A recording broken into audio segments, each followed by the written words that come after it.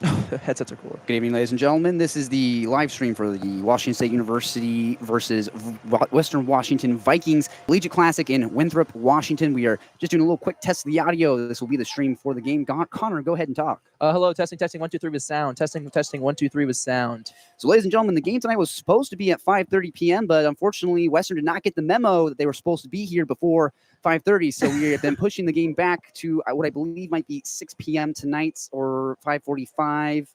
Not exactly sure what the exact start date is. 45. But warm-ups will be at 5:45, and then they will most likely go out for 6 o'clock. So if you're just tuning in now, you got a little bit of time before game time. So please stay tuned. We'll be back in just a little bit.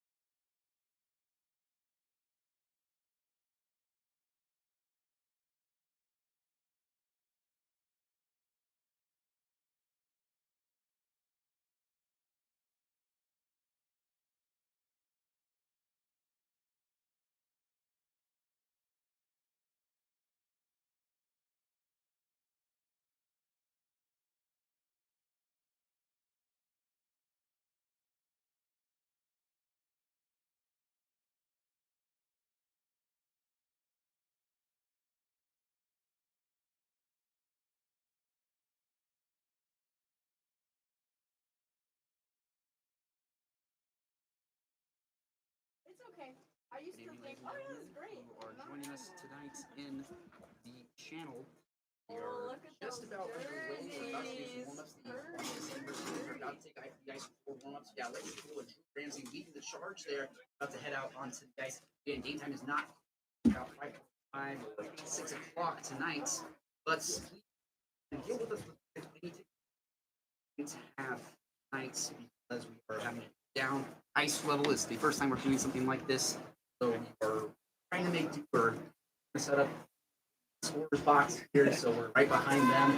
Camera angles might not always be the best. It might get blocked out by the Wazoo bench or the Western bench at times, but please deal with us a little bit. We'll try our best to give you the play-by-play, the blow-by-blow of every single moment that's happening down here on the ice. Again, ladies and gentlemen, you're listening to Wazoo Hockey on KGR College Radio with Leach Classic in Winthrop under the stars. Back to game time in just a little bit.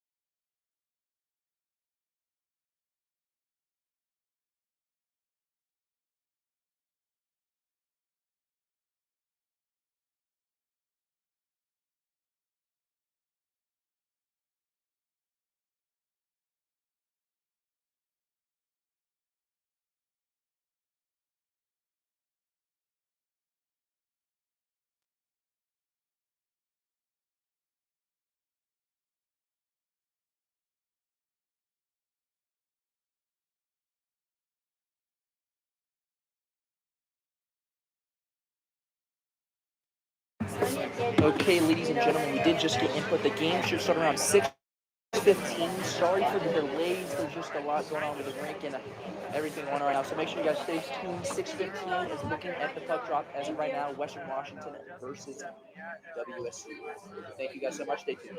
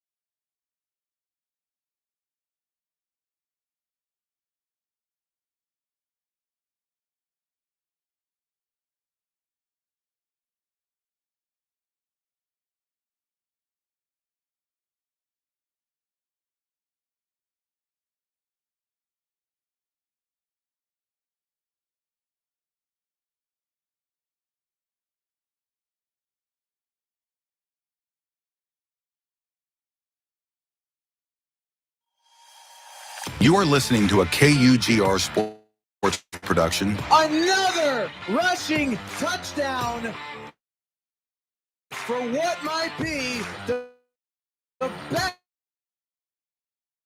rushing quarterback in all of college football right now. Your eyes WSU sporting event. What a play! What a kill by Bruce Dad. Listen live to games on YouTube at KUGR Sports. Underneath it, Johnstone makes the grab and wins the game. One wins it 7-5. Logan Johnstone makes the snag. And now, here are your hosts.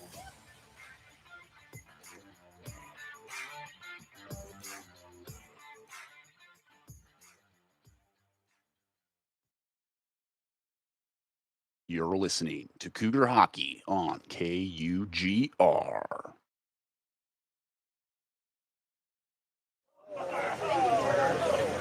The Collegiate Classic under the stars in Winthrop, Washington. The Washington State University Cougs dropping the puck versus the Western Washington Vikings in Winthrop, Washington, northern part of the state. It's a cold, chilly night with no roof on the barn tonight as both these teams are getting ready to play each other. They played each other earlier in the year. The Western Washington Vikings swept the Cougs in 2 games in Moscow at the Palouse Ice Rink.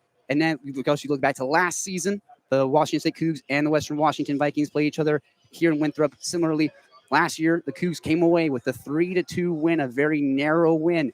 But this is not the same Western team that skated onto the ice last year. They've had quite the facelift, and it should be interesting to see how the Cougs and how the Vikings face off in this Winthrop matchup. Smith Slye joined by Connor Simmons in the broadcast booth here in Winthrop, Washington. Connor, what are we expecting from the Western Washington Vikings coming into tonight's Pac-8 matchup? Well, Smith, honestly, I'm just happy to be outside right now. Yes, I'm a little cold, but beautiful ice rink. A whole bunch of people, a lot of fans came, but something to look forward to is I'm going to talk about Cole Carlson real quick. 11 assists and 11 goals, 22 points on the season, having a pretty good year, doing a great job on the stat sheet, but you think that's a lot. Going to the other side of Western Washington, and who's having a killer year, they have 6 guys just over 25 points. 6 guys that would be leading our point leader by 3+ points. And those players are Tyler Chapman with 26, Brett Bromba with 26, Andrew Fan with 50, Ethan Seckert with 33, and the James twins both above 25, which is just disgusting.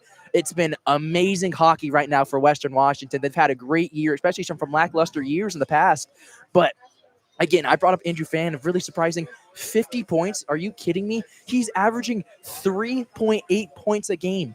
He's almost averaging 4 points a game, which is just incredible. And if you guys want to put that, ladies and gentlemen, into retrospective, let's talk about the greatest person to touch a stick and a puck, Wayne Gretzky. His career average is 1.9. Yes, Andrew Fan is doubling that. That I completely understand. It's Division II. It's a lower level hockey, but in any type of hockey, 3.85 points is just insane and exceptional, Smith.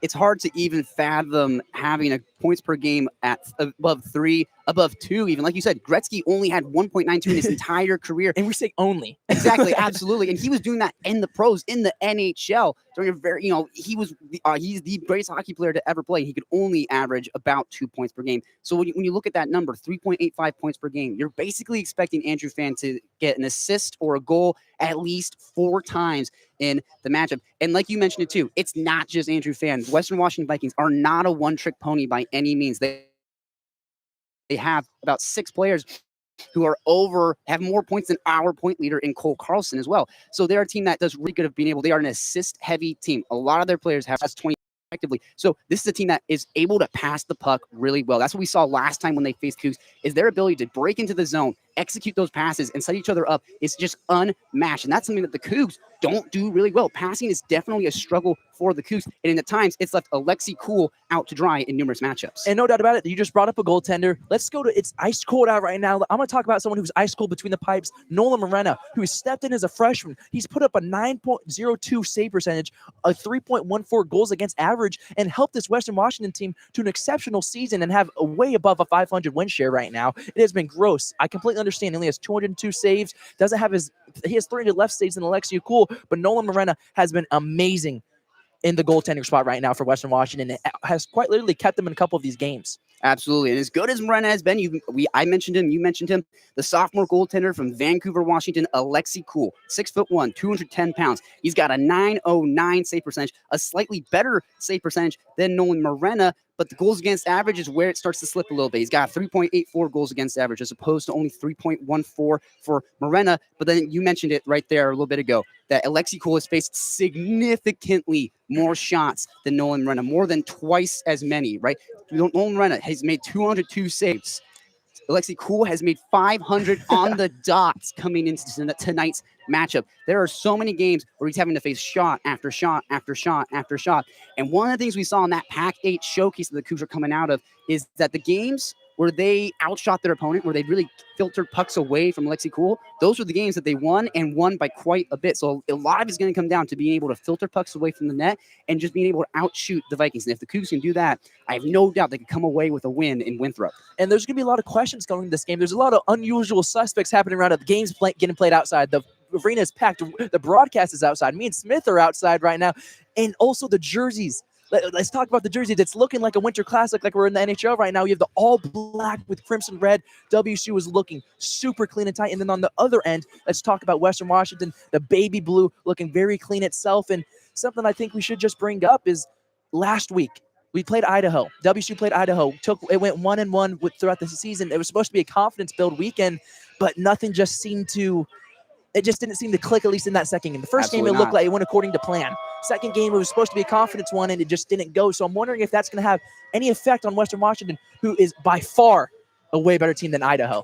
Absolutely. The Washington State University Cougars, like you mentioned, Cougar, repping the new tarps tonight and some amazing tarps they got on tonight. The black tarps with the black main part of the jersey with the red shoulders, red sleeves, red stripes down by the waist as well with their usual crimson wazoo shells as well. The names and numbers are in crimson as well. They got the Cougar logo on the shoulder, and then they have the Washington State print on the front of them. These are absolutely stunning tarps. And of course, for the Vikings, like you mentioned, they have the all blue tarps on with the Vikings print on the front of it and kind of like a lightning bolt type print as we are about to get to the national anthem and roster announcements here in Winthrop, Washington. Don't you dare go away. You're listening to Cougar Hockey here on KUGR. We will be right back.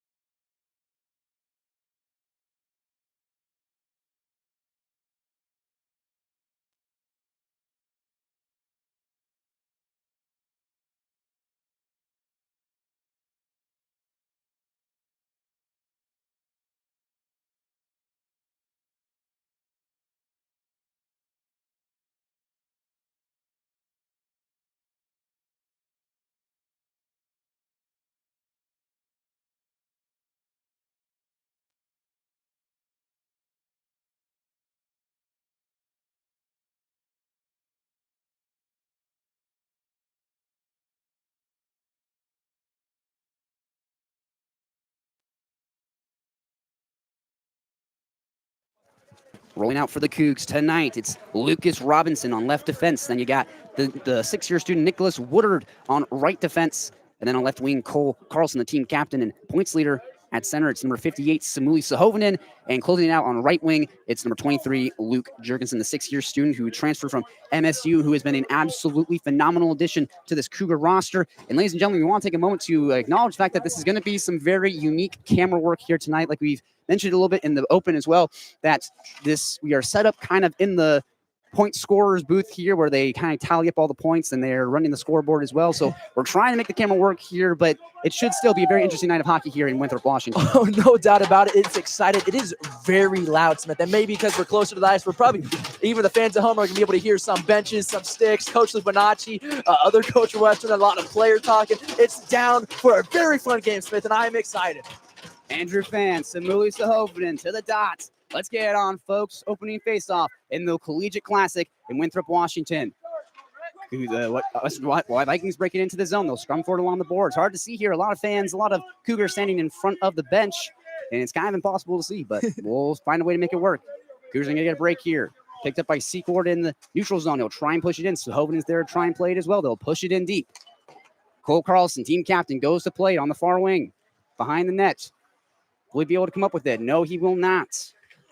Andrew Fan got leveled there by Samuli Sahovinen, who kind of laid the shoulder on him. Brett Brumba is going to skate it up for the Vikings into the zone. Far side, looking for someone to pass to. Will feed down front. Not sure what's going on. Again, a lot of bodies are out in front here. The Cougar bench all standing up. Scrum along the boards. Still fighting for it. They'll kick it in behind the net of Cool. Coming up with the puck. Still don't know what's going on. We'll have to wait till they clear it into the neutral zone for us to be able to see. They'll blow this play dead, and we'll have a face-off looking like it's going to be in the Cougar zone.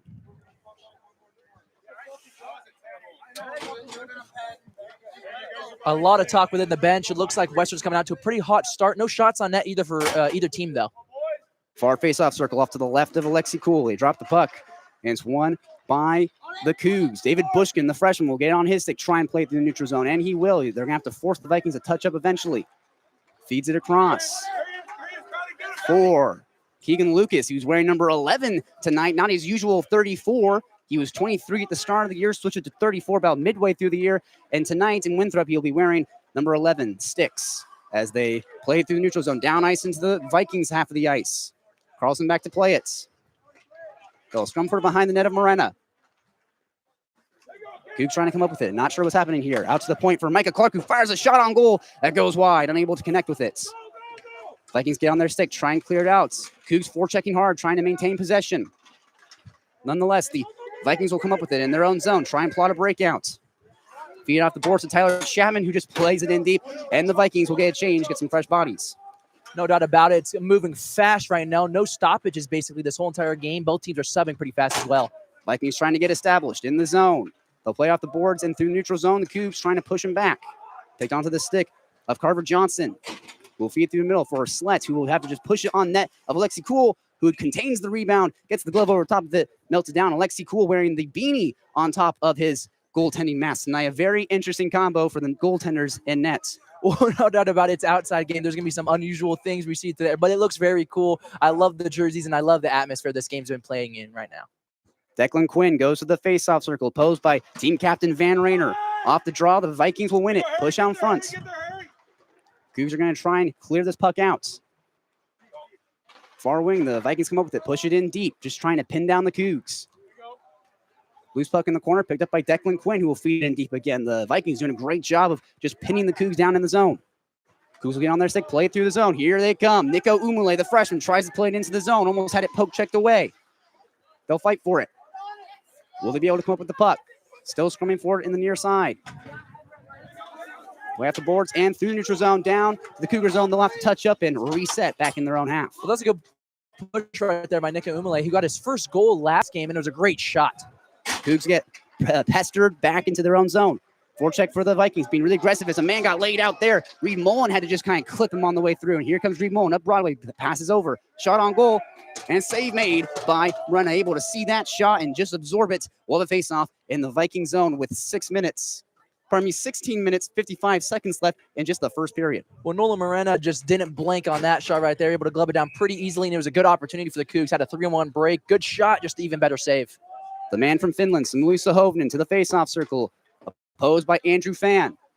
Went in and pushed into the corner, out to the point for the Cougs. They can't keep it on a 6. Sam Henry was unable to keep the line, and Keegan Lucas has to go back and clean up for the Cougs. Andrew Fan will come up with it. Out in front, puts a shot on goal. That just goes wide. Cougs come up with it through the neutral zone. Here they come. Keegan Lucas, number 11, all alone. Backhands out in front for Cole Carlson, unable to get on his stick. They'll have to fight for it. Andrew Fan tries to come up with it, but he's unable to. Sam Henry Samuelisa Hovnen, pushes it in deeper. 0-0 in this game. 16 minutes, 25 seconds left. Cougs retreat back into their own zone. It's picked up by Andrew Fan, who lays out a man. Andrew Fan just ran him over as the Vikings push it in deep, and they'll get some fresh bodies on the ice. Well, Andrew Fan does a little bit more than just hit or just score. He also does some hits as well, looking a little like Alex Ovechkin right there, scoring and hitting. Sam Henry will dump it into the zone, go off for a change. Cougs get some fresh bodies on the ice, look to try and set something up. In the zone, the Vikings trying to clear it out. And they're unable to. Forecheck for the Cougs, just pinning them down. Here come the Vikings, number 33. Secor will bring it in alone. He shakes off the defense on the far corner, around behind the net of Alexi Cool. He feeds it out in front to no one in particular. Picked up by the Cougs. They'll play it through to Evan King, the freshman. Here he comes, past the red line, dumps it into the zone. 15 minutes, 40 seconds left in the first period. Still 0-0. Both teams very aggressive at the start of this first frame. Well, something to look forward to is Ethan Seekert. As obviously Andrew Fan leads the team in assists and goals, but Ethan Seekert is looking to be their most majority playmaker as the point guard of this team. Jacob James brought the puck into the zone, and now the Cougs will pin it against the boards. Coming up with it, Evan King tries to play it through the neutral zone. Loose puck is picked up here by Lucas Robinson on defense. Here he comes. He's got Brendan Borland. Can't quite get it to him. Just goes wide of his stick. Pardon me, that was Ryan Brenner, number 27. Cougs come up with it in the zone. Behind the nets. Nick Woodard backhands it out. For Van Rainer, who puts a shot on goal. That just goes wide. Pardon me, into the body of Nolan Moreno, who's able to melt this puck down, and we'll have a face-off in the Viking zone. Well, just so far, it's pretty even hockey. Both goalies getting into it with some good early saves, but right now, Nolan Moreno is looking really strong because WSU's had some very open opportunities and chances as a 3-on-1, and then another great shot right there by Van Rainer, who's able to get a lot on that wrist shot. And folks, if you're wondering why sometimes we might be losing sight of the puck, it's because we are quite literally losing sight of the puck. A little bit of a hard angle here down at ice level. Off the draw, the Vikings won it and cleared it out to the neutral zone. The Cougs are going to pick it up and try and reset. They got 14 minutes, 51 seconds left in just the first frame. Still 0-0. Both teams playing some hard-nosed hockey down the ice beneath the stars in Winthrop. Van Rainer will come up with it. Under your wing, pushes in. He's pinned against the corner. Still in the near corner. Kicks out for Reed Mullen, who can't keep the line, has to go back to play it in the neutral zone and reset for the Cougs. Mullen will bring it in, up the gut, puts a shot on goal, glove down. No, yes it is. Moreno was able to just get the glove to it, snag it, make that save, and set up a face-off now, yet again, in the Viking zone. Well, so far, the WSU Cougars are finding holes within this Western Washington team of getting it across the blue line. Right now, it's the defense that's actually been helping them a lot. Is Lucas Robinson, and then now you just saw Reed Mullen bringing it in and getting good opportunity shot up now for the face-off.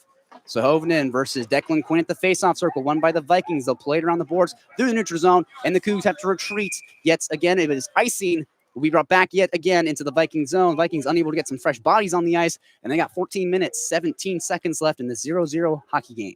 WSU just coming out pretty fast, looking a little like they want it more. Let's see if they can keep it up for the rest of the game, as obviously it's only been about 6 minutes, and you still got over about 50 minutes of hockey. Looking pretty exciting right now if you're Cougar fans. First line still up for the Cougs. Hovnen with Carlson to his left, Jurgensen to his right, wins it out to Carlson on the left side, puts a shot on goal through bodies, never even made it to the net, got filtered away. Kicks onto the stick of Cole Carlson, who fans on a shot. Goes back to clean up his own rebound, play through into the neutral zone. Cougs have to touch up yet again. Lex Ballard playing on defense, was able to just dump it in deep. He's been a freshman who's been absolutely phenomenal so far this year on defense. Pass out in front, hit off the body, never made it. Played out in front, loose puck, they'll hack at it, no, nothing comes of it. Lex Ballard lost his edge there and tripped up in the neutral zone. Slye will come up with it, puts a shot on goal. That just goes wide. And they'll blow this play dead. Not sure exactly what happened again. We got bodies out in front, kind of making it hard to see. Not sure if Lexicool made a save or if it went into the netting or if it left the rink. Not quite sure. But nonetheless, we're going to have a face-off in the Cougar zone. Yeah, like I said, we do apologize for the camera and everything like that. We are behind the camera, so if everything's a little bit slowed down for us, as it usually is, that's and that's our fault. But at the end of the day, I think what just happened was Alexia Cool just made a save, and there's some pushing in front and shoving in front of the net. So I believe Western Washington just trying to pester Alexia Cool as much as possible. Carlson plays it into the zone, deep behind Morena. Near wing, we'll see who comes up with this puck. It'll be the Vikings. They'll move it up through the zone with the speed. Aaron James feeds it across for Brumbaugh, but got broken up by a defensive body. Vikings trying to reset here along the boards. Brumbaugh goes to play. He's pestered by Lucas Robinson on defense. In the near side, Vikings, though, looks like this puck kicked up and into the bench, and we'll have yet another face-off here in the Cougar zone. 13 minutes, 13 seconds left in the first frame of action, still 0-0 in the Collegiate Classic. Well, we talked about the James twins early on before the game even started, and then, man, they're looking really fast right there. That was Aaron James who took it up and was easily able to get past a couple of Cougs and able to get another setup for face-off in Cougar zone. The James brothers, both from Eagle River, Alaska, same hometown as Andrew Fan, as the Vikings score on that opportunity, able to just feed one past Alexi Cool. They break the ice in Winthrop and get out to a 1-0 lead beneath the Stars. Well, it was a slow reaction as the shot hit the post. You heard the ding pretty loud as it echoes right now outside, but it looks to be early on. Western's able to get a sneak one past Alexi Cool, as that was their first good opportunity. Now Washington just has to keep finding a way to get right back into it. Not sure exactly who got the goal. I'm not sure if you saw, Connor, who went to the handshake line first. Hard to see there. As it looks like it was Andrew Fan. Of course. Who else but the man, Andrew Fan, getting the goal for Western Washington. It's a quick break here. Pearson will drop it off. Another shot on goal from Chapman. It just goes wide, just denied by Alexi Cool. So Ovenden will play it off the boards for Carlson, who has it swiped away from him. Cougs drawn back into their own zone, and right now the Vikings have just snagged the momentum away from the Cougs. Good clear in right there by the Cougars, just getting a little pressure off them right now. Cougs trying to pin down the Vikings, trying to respond after they broke the ice 1-0. The Vikings lead it with 12 minutes, 32 seconds left. Cougars keep the zone. Pushing on the near side. Back out on front for Cole Carlson. The rebound cleaned up by Jurgensen, unable to get it on nets. At the blue line, kept by Sam Henry, who just fires it on net just wide of Morena. They'll hack at it at the far post. In the near side now. Cougs fighting for it. Kicks all the way around to the far corner where Carlson gets shoved into the boards by Jesse Deegan. Cleared down ice. Cougs have to go back to play it. Vikings looking to get established, get something going. 12 minutes on the dot left. 1-0. The Vikings lead this game. Coming up to the puck, the Cougs will drop behind the net of Alexi Cool. Try and set something up here. Slow the game down. Cougs will play it through the neutral zone. Onto the stick of Evan King, who is just able to keep his handle backhand in, but it's picked off now by Ethan Secord. He'll bring it in all alone. Backhands it on goal. Turned away. Glove down by Alexi Cool. Just got the glove to it and denies Ethan Secord, the sophomore from Vancouver. Well, that just shows Alexi Cool's strength. When he does see the puck, he's able to almost lock down everything with 500-plus saves already in the season, and there's still a lot of season to go. But going back to the Andrew Fan goal, it looked like there's just a lot of people in front of the net. It hit the bar, may have bounced off him like on a rebound or something like that. But Andrew Fan gets another goal and is now at 51 points on the season. Vikings win the draw. Secord will put a shot that hits off the knee of the Coug and up and over the nets. Still in play. They'll give it for Lex Ballard behind the net of Cool. He'll play it off the boards, kept in by Secord. Plays it off the boards deep. The Vikings doing a good job of smothering the Cougs in their half of the ice. 11 minutes, 17 seconds left, 1-0. The Vikings lead it. Cougs on a quick break. Here they come. Lex Ballard gets shouldered off the puck, and the Vikings take it right back, feed it down ice into the neutral zone. Will this be icing? It will. The Cougs do not touch the puck. It'll be icing. It'll be drugged back into the Viking zone with 11 minutes and 5 seconds left in the first frame. Well, pretty close call right there, as it looked like Lex Ballard almost got a hand on it, doing his best Justin Jefferson impersonation, but, doesn't touch it whatsoever. But now, two men that I expect to get at least something to get going is Max Lazaro and Van Rainer, both on the line right now. Maybe they get a couple shots on net. Face off to the left of Nolan Morena. Won by the Cougs. They'll draw back into the zone, but it's picked off by number 11 for the Vikings, Cooper Huntersmith, who will feed it down ice for icing yet again. Yes, it is. The Vikings ice the puck yet again, and yet again we'll have a face-off in the Vikings half of the ice. Well, it looks like Western Washington's coach is getting a little upset for the fact of just Reed Mullen seemed a little bit slower, like maybe a little like a flop almost kind of moment where he let it go over his head and let it get iced down. So smart play by Reed Mullen right there, helps WSU out quite a bit. Cougars to the face-off circle yet again on the near side, the left of Morena. They'll win it at the blue line. Mullen will play it in deep. In the near corner, played around behind the net, Morena. Picked off by Max Lazaro, who will feed it out for The blue line from Woodward, who feeds it over Mullen, who put a slap shot on, but unable to get the blade to it. Pardon me, that was Reed Mullen. Pushed into the near corner. Fight for it and scrumming for it. Out in front, they'll kind of hack at the puck. Gets onto the stick of Nico Umale, tries to backhand it on, but it's denied by defensive body. Secord will draw it back into his own zone, try and shake off two Cougs. The Western coach asking for a change, shouting at his men on the ice. He'll play it into the zone. Vikings get in. Slye had it stripped away from him. On the far side.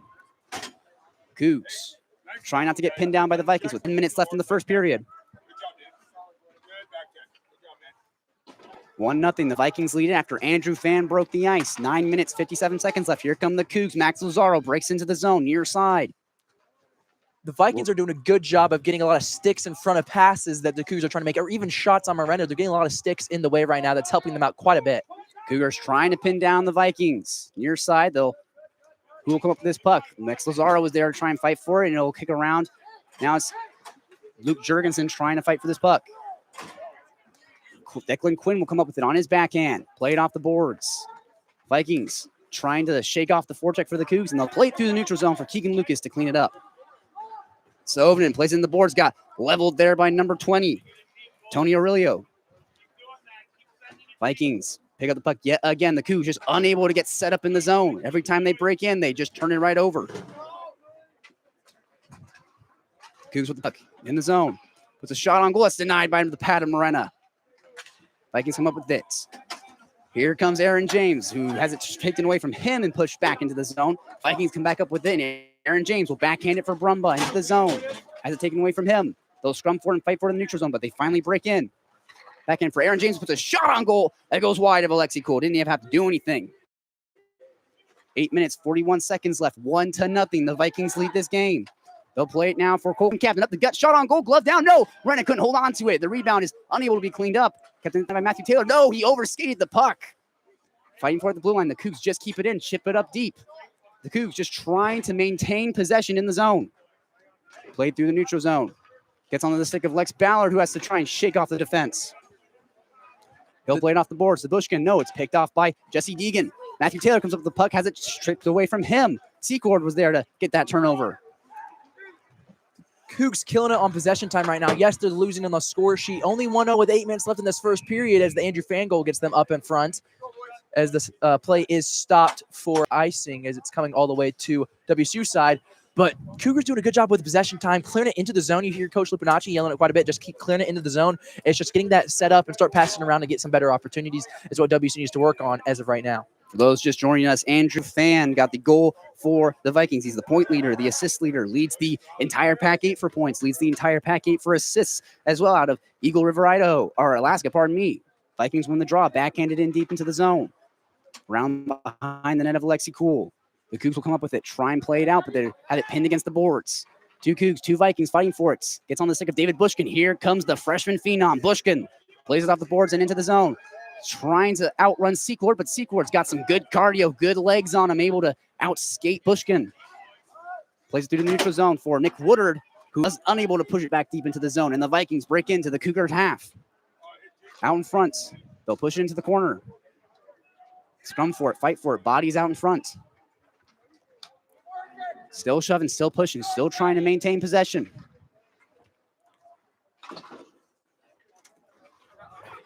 Cougs come up with it, played off the boards and out of the zone. Here come the Cougs. Nico Umale with a possible breakaway. It's Nick Woodard who picks it up, puts a shot on goal that is deflected away by a defensive stick. Can the Cougs keep this on? Yes, they will. Van Rayner tries to put a slap shot on, but just kind of whiffed on it, hit a bit of a flubbed shot.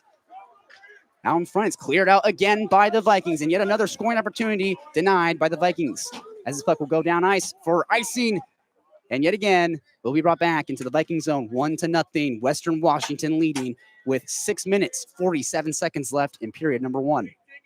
Well, right now, the boys of WSU, they're getting really good opportunities. I want to say they're leading possession time in the O-zone and also shots on net, not taking that away from Lexi Cooler, not taking that away from Nolan Morena either. But WSU so far, regardless of it being 1-0, because of our Andrew Fan shot, who now has 51 points and 18 goals, it has been utter dominance by WSU and so far been the better team so far this game. Coach Ubanacci from the bench was just telling his boys as they were skating back down ice to dig in right now. They had an opportunity, and right now it's wiped away as the Vikings win the draw and clear it down ice to the Cougar zone. And another scoring opportunity that the Cougs were unable to connect on. Well, Tyler Chapman was the man bringing up for Western, almost able to get it going, but a good stick right there by Lex Ballard. The Vikings get a change, get some fresh bodies out in the ice as the Cougs find themselves hemmed in their own half. They're going to try and break it out. Kicks out to the blue line for number 15, who puts a shot on goal. Nick Sayway gets denied yet again. Far corner. Who's going to come up with this puck? Hard to see. Bodies out in the way. Unable to kind of see this part of the ice. Far boards. Looked like it was Max Lazaro along with number 20 kind of fighting for that puck. A lot of these shots are going out to Nick Sayway, the defenseman of the Vikings. As here comes a push. Almost Nico Umale is able to get a break going. But like I was saying, it's going to be icing heading on the other side as Nico Umale is not able to touch it just in time. But going back, Nick Sayway, the defenseman, goes out to him quite a bit. He had 3 shots just on that one push by the Vikings right there. Absolutely. Like you said, it was almost a breakaway opportunity there for Nico Umale, unable to kind of skate to it. Puck had a little bit too much speed on it, not able to run it down, not able to get down to beat the icing. You got 5 minutes, 43 seconds left in the first period. 1-0 after Andrew Fan broke the ice here in Winthrop. Off the draw, the Vikings went in, fired a shot on nets, but it kicks off the boards and down ice. Going to skate for it, the Cougs trying to get possession. Ryan Brenner's there as well. Max Lazaro comes off for a change. The Cougs trying to get some fresh bodies as Hank Hamlet subs out into the ice. And the Vikings bring it up to the neutral zone. Feeds it over for Aaron James. He'll pass out in front. And it's denied by Alexi Cool. He's able to just say no. Vikings trying to get established here, trying to set up a scoring opportunities. It's chipped up and through to the neutral zone. The Cougs survive that chance. 5 minutes left in the first period. 1-0. The Vikings lead it. WSU doing a good job of playing the blue line right now, not letting Western Washington get set up or getting through and pushing into that zone. But it's when they do get into that zone and they are able to have a 5-man press, they're able to pass it around pretty well, and that's resulted in that goal of Andrew Fan that about 12 minutes ago. The Vikings cleared all the way down ice, and they'll pin it against the boards behind Alexi Cool. Come up with it out in front. The Vikings had a puck out in front, had a man there. He was unable to connect on it. Number 7 will fire a shot on goal that's hit off the defensive body. Jesse Deegan has to just kind of flip it up and into the zone. Cougars go back to play. They'll try and slow this game down, set something up. Vikings forechecking. They'll play it off the boards. Trying to get out of their zone, and they finally will. Down ice. Jesse Deegan back to play it. And they'll blow this play dead. Not exactly sure what for, but we got 4 minutes, 17 seconds left in the first period. 1-0.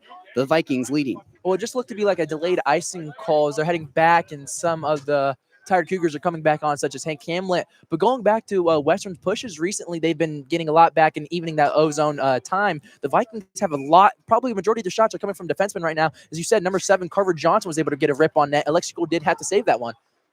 Off the draw. The Vikings win are able to just keep it in the zone.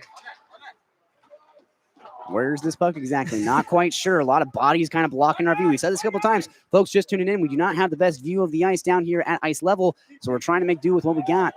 Well, as the Vikings are able to just push it in yet again. It makes me wonder, is this what Alexi Cool sees when a whole bunch of guys are in front of him? Because we're getting screen right now, only seeing a little bit of the play, so this makes Alexi Cool's and Noel Moreno's job just a little bit harder. You've heard of the goalie screen. This is the broadcaster screen of sorts. Bit of a tough situation down here on the ice as save is made by Alexi Cool.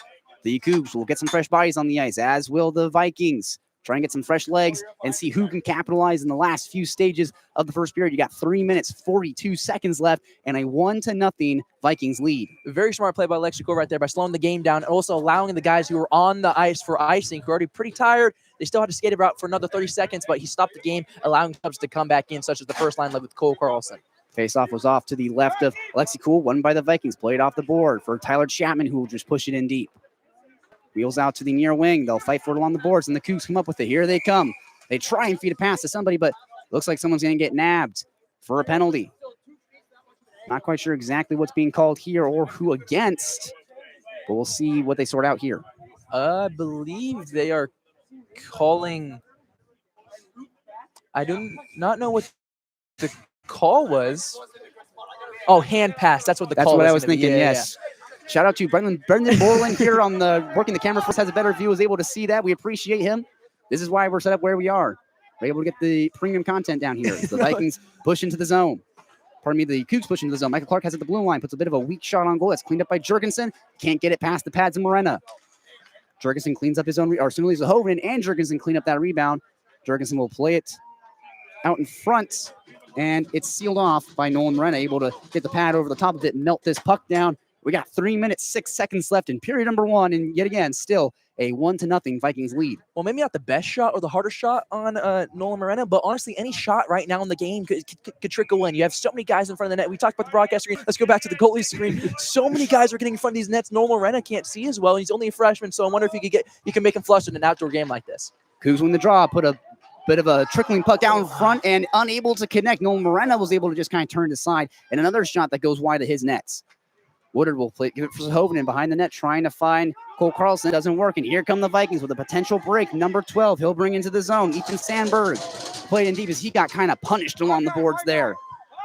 The Cougar bench absolutely loves it, getting hype. A lot of energy from the boys in crimson and gray, or crimson and black, as I should say. So here comes Cole Carlson with a potential break. Shot on goal, off the shoulder of Morena. What a save!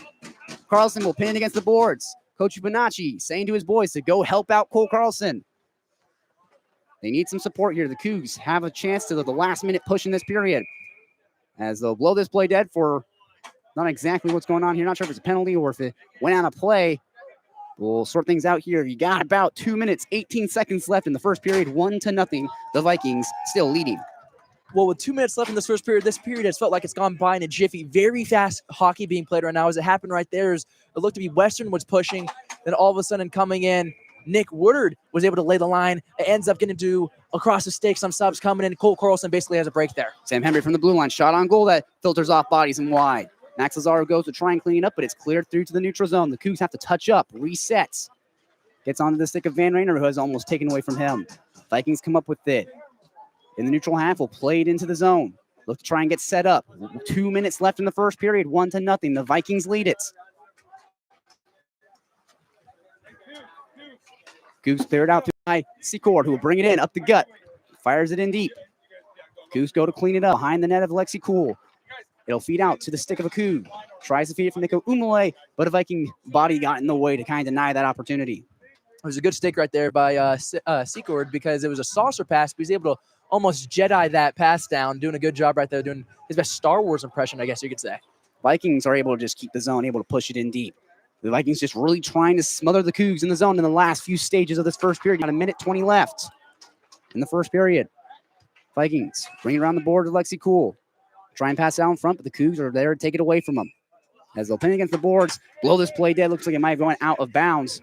And we'll have a face-off in the Cougar zone. Both the Cougars and the Vikings will get some fresh bodies on the ice. Both teams getting changes. Well, I don't know if you saw that, but about 20 seconds ago, it came to Andrew Fan, who had a 1T event. I just don't think he got all of it on his stick. It's still a pretty fast shot, but it missed the net clearly. Lexical didn't even have to save it, but all of the WSU bench had a sigh of relief right there. It's Andrew Fan with a one-timer, and it was a pretty open shot.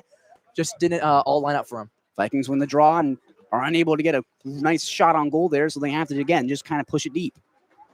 Cougs come up with it, try and play off the board through the neutral zone, and they will. Here it comes. Cadence Kelly for the Cougs. Breaks it in alone. Trying to feed Matthew Taylor. He's got David Bushkin as well, who tried to glove it down, unable to get the glove to it. Bushkin will try and fight off two Vikings alone. They come up with it. Number 23 will feed it across for Slets. He'll bring it into the zone, past the blue line. Fires it in the zone. And the near side, they'll ring it around the boards. The Cougs there to kind of chase it down.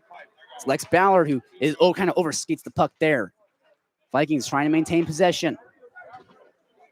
Pushed into the near wing. Cougars come up with it, and they'll play it through the neutral zone.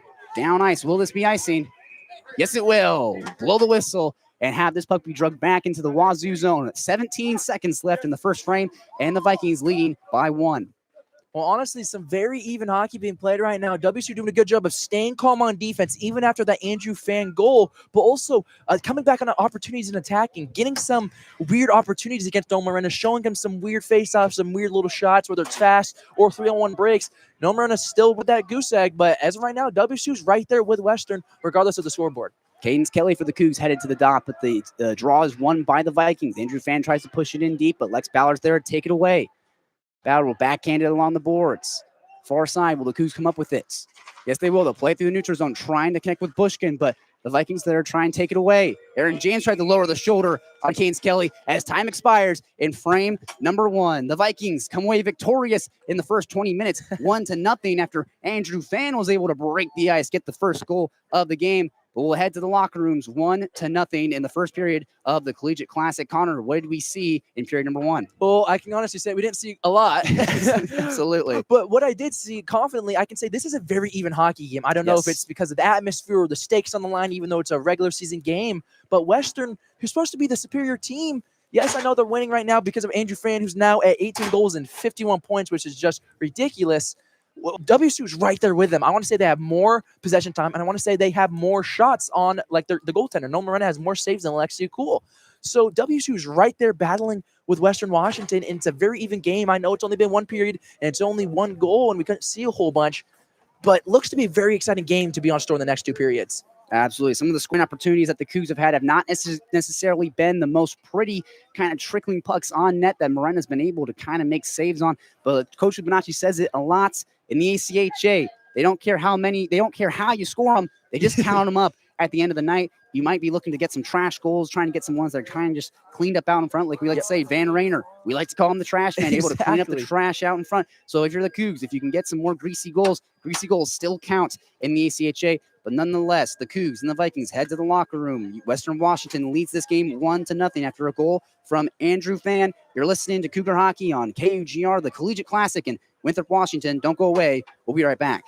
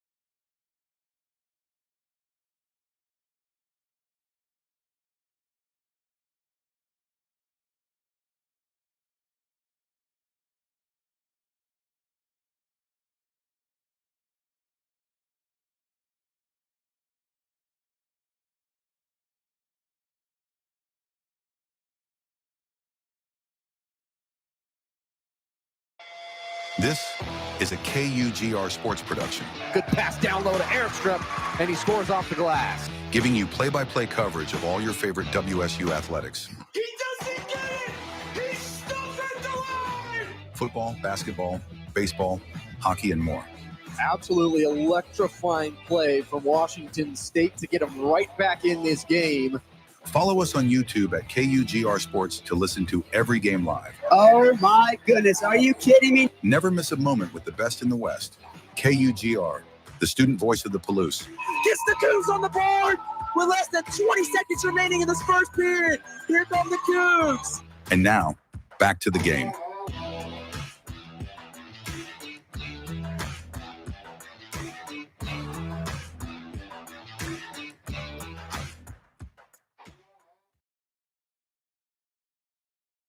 You're listening to Cougar Hockey on KUGR. 1-0 hockey game finds Western Washington Vikings out in front in the WSU Cougars, trailing after one period. With a second period underway, Smith, outside of that man, the myth, the legend, Andrew Fan goal to get him to 51 points. It seems to be a pretty close game. What were you seeing from that second period standpoint? Well, Connor, I think we're going to be making this joke quite a bit so far tonight, but we really didn't see anything. Our setup here at the Winthrop Ice Rink is a little janky. We're kind of behind the scores, trying to see as much as we can. That first period, we had both benches kind of in the way, kind of putting on, making that joke. You've heard of a goalie screen, but tonight we have a broadcaster screen going on. We can't quite see what's happening down the ice. But no, what I saw from that first period was the Washington State Cougars holding their own, throwing their weight around a little bit with the Western Washington Vikings. The Western Washington Vikings are one of the top teams in the entire pack. Hey, they have the goal leader, they have the assist leader, they have the points leader with 51 so far this year. Andrew Fan got point number 51 after he got the first goal of the game. So you saw the Cougs kind of hang with them a little bit. The fact that it's only 1-0 heading into the second frame speaks volumes to how good this Cougar team has been at being able to kind of be neck and neck with those Vikings. Yes, they were kind of hemmed into their zone quite a bit during that first period, but I'll be interested to see. I think the Cougs will come into the second period a little bit fiery. They'll dig in. We heard Coach Fibonacci saying that quite a bit from the booth. He's been taking a page out of Connor McDavid's book, saying to his boys, dig in right now. This is where it counts. And you saw that a lot from the first period, so I wouldn't be surprised if you really see the Cougs dig in hard for period number 2. Well, starting with period number 2, I'm a little bit close to the bench, so we're probably going to hear a lot more yelling, boarding, and stuff like that. So if you guys pick that up with the fans at home. But a question I have for you, Smith, is there's no penalties. Outside of a couple icing calls, there wasn't a lot of stoppages. It was a very fast period. Do you think that played into the favor, into favor of WSU or Western of it being a fast-paced game? Absolutely. I think the thing that's really kind of killed the Cougs in a lot of matchups has been penalty trouble. And the fact that they drew no penalties that entire first period is something you don't see a lot from the Cougs. They tend to draw a lot of penalties on the ice. So the fact that they had a clean brand of hockey through 20 minutes, I'm stoked to see that, but it's interesting. Will that carry through to second period, or will things start to get a little personal? It was definitely physical. They were not shying away from hitting people. It's just things just weren't really getting chippy at all. So it'll be interesting to see if tempers maybe boil over in period number 2. Oh, no doubt about it. With a period 2 puck drop about to be underway, Western Washington had one goal from Andrew Fan. But the starting lineup for the Cougs in the second period is coming back on with Cole Carlson, Nick Woodard, Samuli Sahovanen, Luke Jurgensen, and some more. But Alexei Kuhl so far been strong in that. Obviously, one goal gets past him, but I believe it was a pretty lazy goal. It wasn't a shot that beat him. But as it's getting underway, it's getting loud, a packed-out arena. Who's excited for what's in store for period number 2, WSU versus Western Washington on KUGR Hockey? I'm Connor Simmons, joined in the booth with my partner in crime, Smith Slye. Let's get the second period puck drop underway.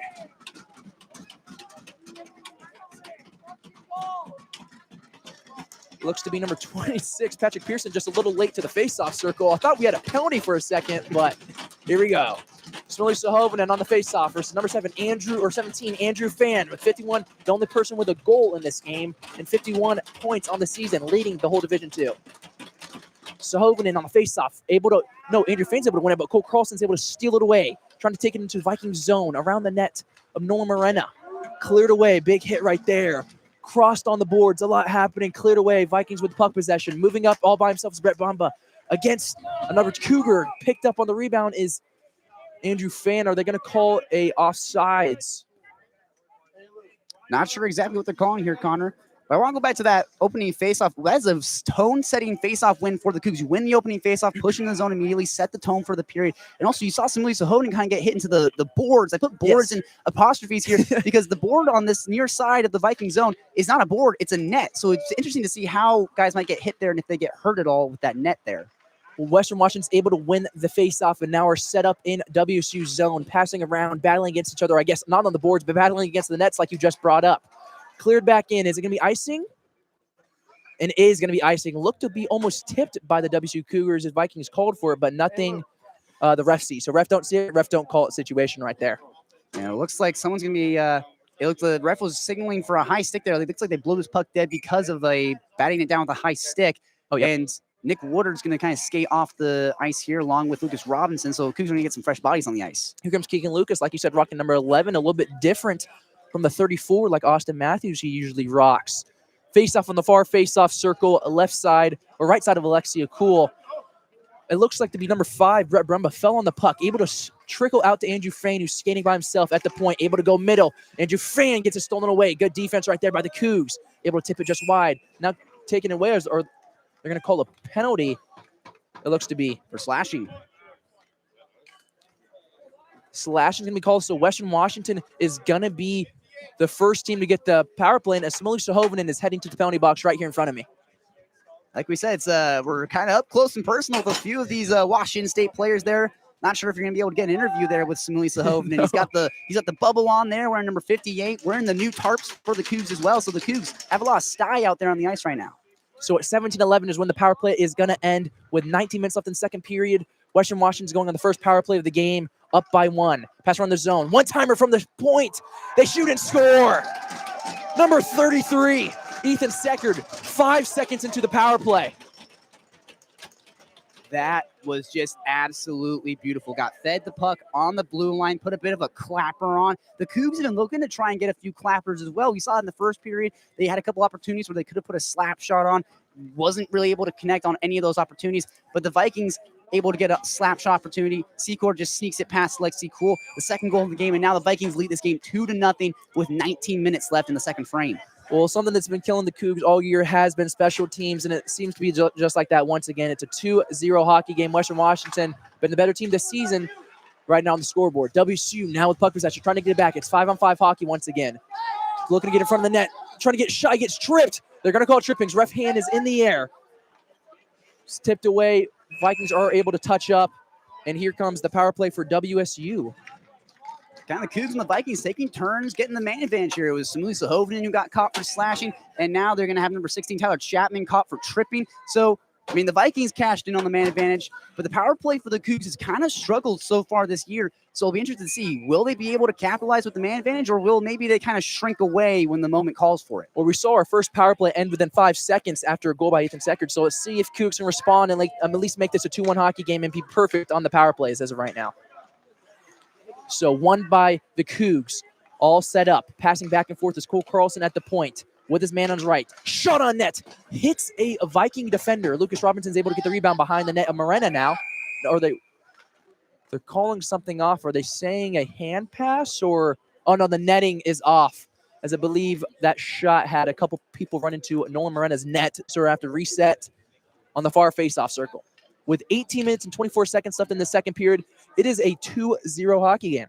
One thing we got to bring up here, Connor, is that we do not have a penalty clock on the scoreboard. So keeping track of penalties is actually the job of the gals here in the score box. They have to keep track of when the penalties expired, and they have to tap on the glass to let the players know, both for the Vikings and for the Cougs, whether or not the penalty expired. A couple shots on net, almost, like we said, the trash man Van Rayner was able to get another goal right in front of the net. Almost swings over to Max Lazaro, who's got one of the best shots on this team. Max Lazaro tries to get a one-timer, tipped away, hit 2 Viking sticks. Melissa Hoden behind the net, Morena clearing out to Lucas Robinson. Robinson, the man pushing him almost immediately. Robinson trying to find his teammate, tries to clear it out in front behind the net, Morena in Gretzi's office, all the way out to Max Lazaro. Lazaro passing back and forth. Another shot hits the stick of number 26, Patrick Pearson. Sticking away, Max Lazaro as it's cleared away. The Cougs have to reset, but here come the Vikings having the The far change, sticks away. Lucas Robinson gets Andrew Fan. Andrew Fan might have a break. It's going to be him versus Lucas Robinson. One-on-one, might have a man. Tries to steer back. Lucas Robinson. I mean, not Lucas Fan. Lucas Robinson doing a good job of steering Andrew Fan away from that, and he's able to just clear it right back in. Andrew Fan doing a good job of clearing it. Cougs really need to connect here on the special teams. Their man advantage has been at a flat 0 most of this year, so they can get a power play goal right here. That's a statement goal if they can get one right now. Schulzhoven able to steal it away from the Vikings. A shot trying to get in on front of the net. There's a whole bunch of shots. Clears out all the way to Sam Hembry. He's able to keep it in the zone. Good job by Sam Hembry, the defenseman captain of this team. Secker trying to clear. Second in assist for the Vikings. Another one by Hembry, clearing it back in behind the net. Morena on the left side. One Viking versus 2 Cougars. Cole Carl's behind the net. Looking for a man out in front. Passing it back and forth. Power play is almost over. Looks to rip it. No, he doesn't. Cole Carlson still with puck. One-timer. Max Cesaro just wide left. Almost had a good opportunity. Hit a great one-timer against Idaho. And I believe that's going to be it for the power play. So no power play goal for WSU. We're going back to 5-on-5 hockey with 16 minutes and 32 seconds left in the second period. Western Washington up 2-0, Smith. That's brutal if you're the Cougs. Like I mentioned before, the man advantage has been at a flat 0 for the Cougs for much of this year, and it's looking like more of the same tonight in Winthrop. On the near face-off circle, Matthew Taylor is going to be one to check up with Lex Ballard behind him. And number 16 on his right side, Lex Ballard checking up Webster. Able to steer it away. Lex Ballard, one of the better defenders on this team, leads them in defender points, actually. The freshman, Lex Ballard, having a great year. Pushing in, clears it in. David Bushkin's going to be the man to try and forecheck. Lex Ballard right there with him. Now sends it all the way out. Stolen away by the Vikings. We may have a 2-on-1. Keep it in the zone. Tries to get over the Quinn. Number 34 just doesn't. Good stick right there by the Cougs. They're able to not let a break go. Number 23 is able to get a shot. No. Shoot away. Good sticks right now by the Cougs. Couple mistakes lead to turnovers, though. At the point, Western tries to clear it out in front. Pushing it once again. Tries to saucer all over the way to David Bushkin. David Bushkin on his skates. Gets a good hard shot. Just doesn't hit the net of Nolan Morena. Still battling on the boards. Lex Ballard tries to sneak one in. Almost 5 holes. As that was, talk about screening. That was a great screenshot by David Bushkin and Lex Ballard as the 2 freshmen, 2 roommates, best friends. The chemistry was building, looking a little bit like orange juice right there as it almost results in a Lex Ballard 5-hole goal, but Nolan Morena last second is able to get down. The freshman has fast reflexes. Man, talking about Lex Ballard, David Bushkin, recently they were featured on the Crimson Corner podcast on Cable 8. They've got some great chemistry on the ice. When we asked David Bushkin about his chemistry with a lot of these freshmen, he says that every single one of these rookies on this team works incredibly well together. And that combo of Lex Ballard with a shot from the blue line, maybe David Bushkin trying to get that tip out in front, that's something that the Cougs need to capitalize with. Well, Western wins it, but going back to the freshman, I think a goal by Lex Ballard wouldn't be Dust or Slye, and it would be Slye in this situation. Clearing it back in. Good stick right there by Nick Woodard. He's able to saucer it down, just get in the way. But number 20 of the Vikings are able to steer it wide. At center of the ice, trying to keep it in, and he does clear it all the way. Hank Hamlet might be the one on the forecheck with another Cougar on his left. Hank Hamlet battling against the boards and the netting.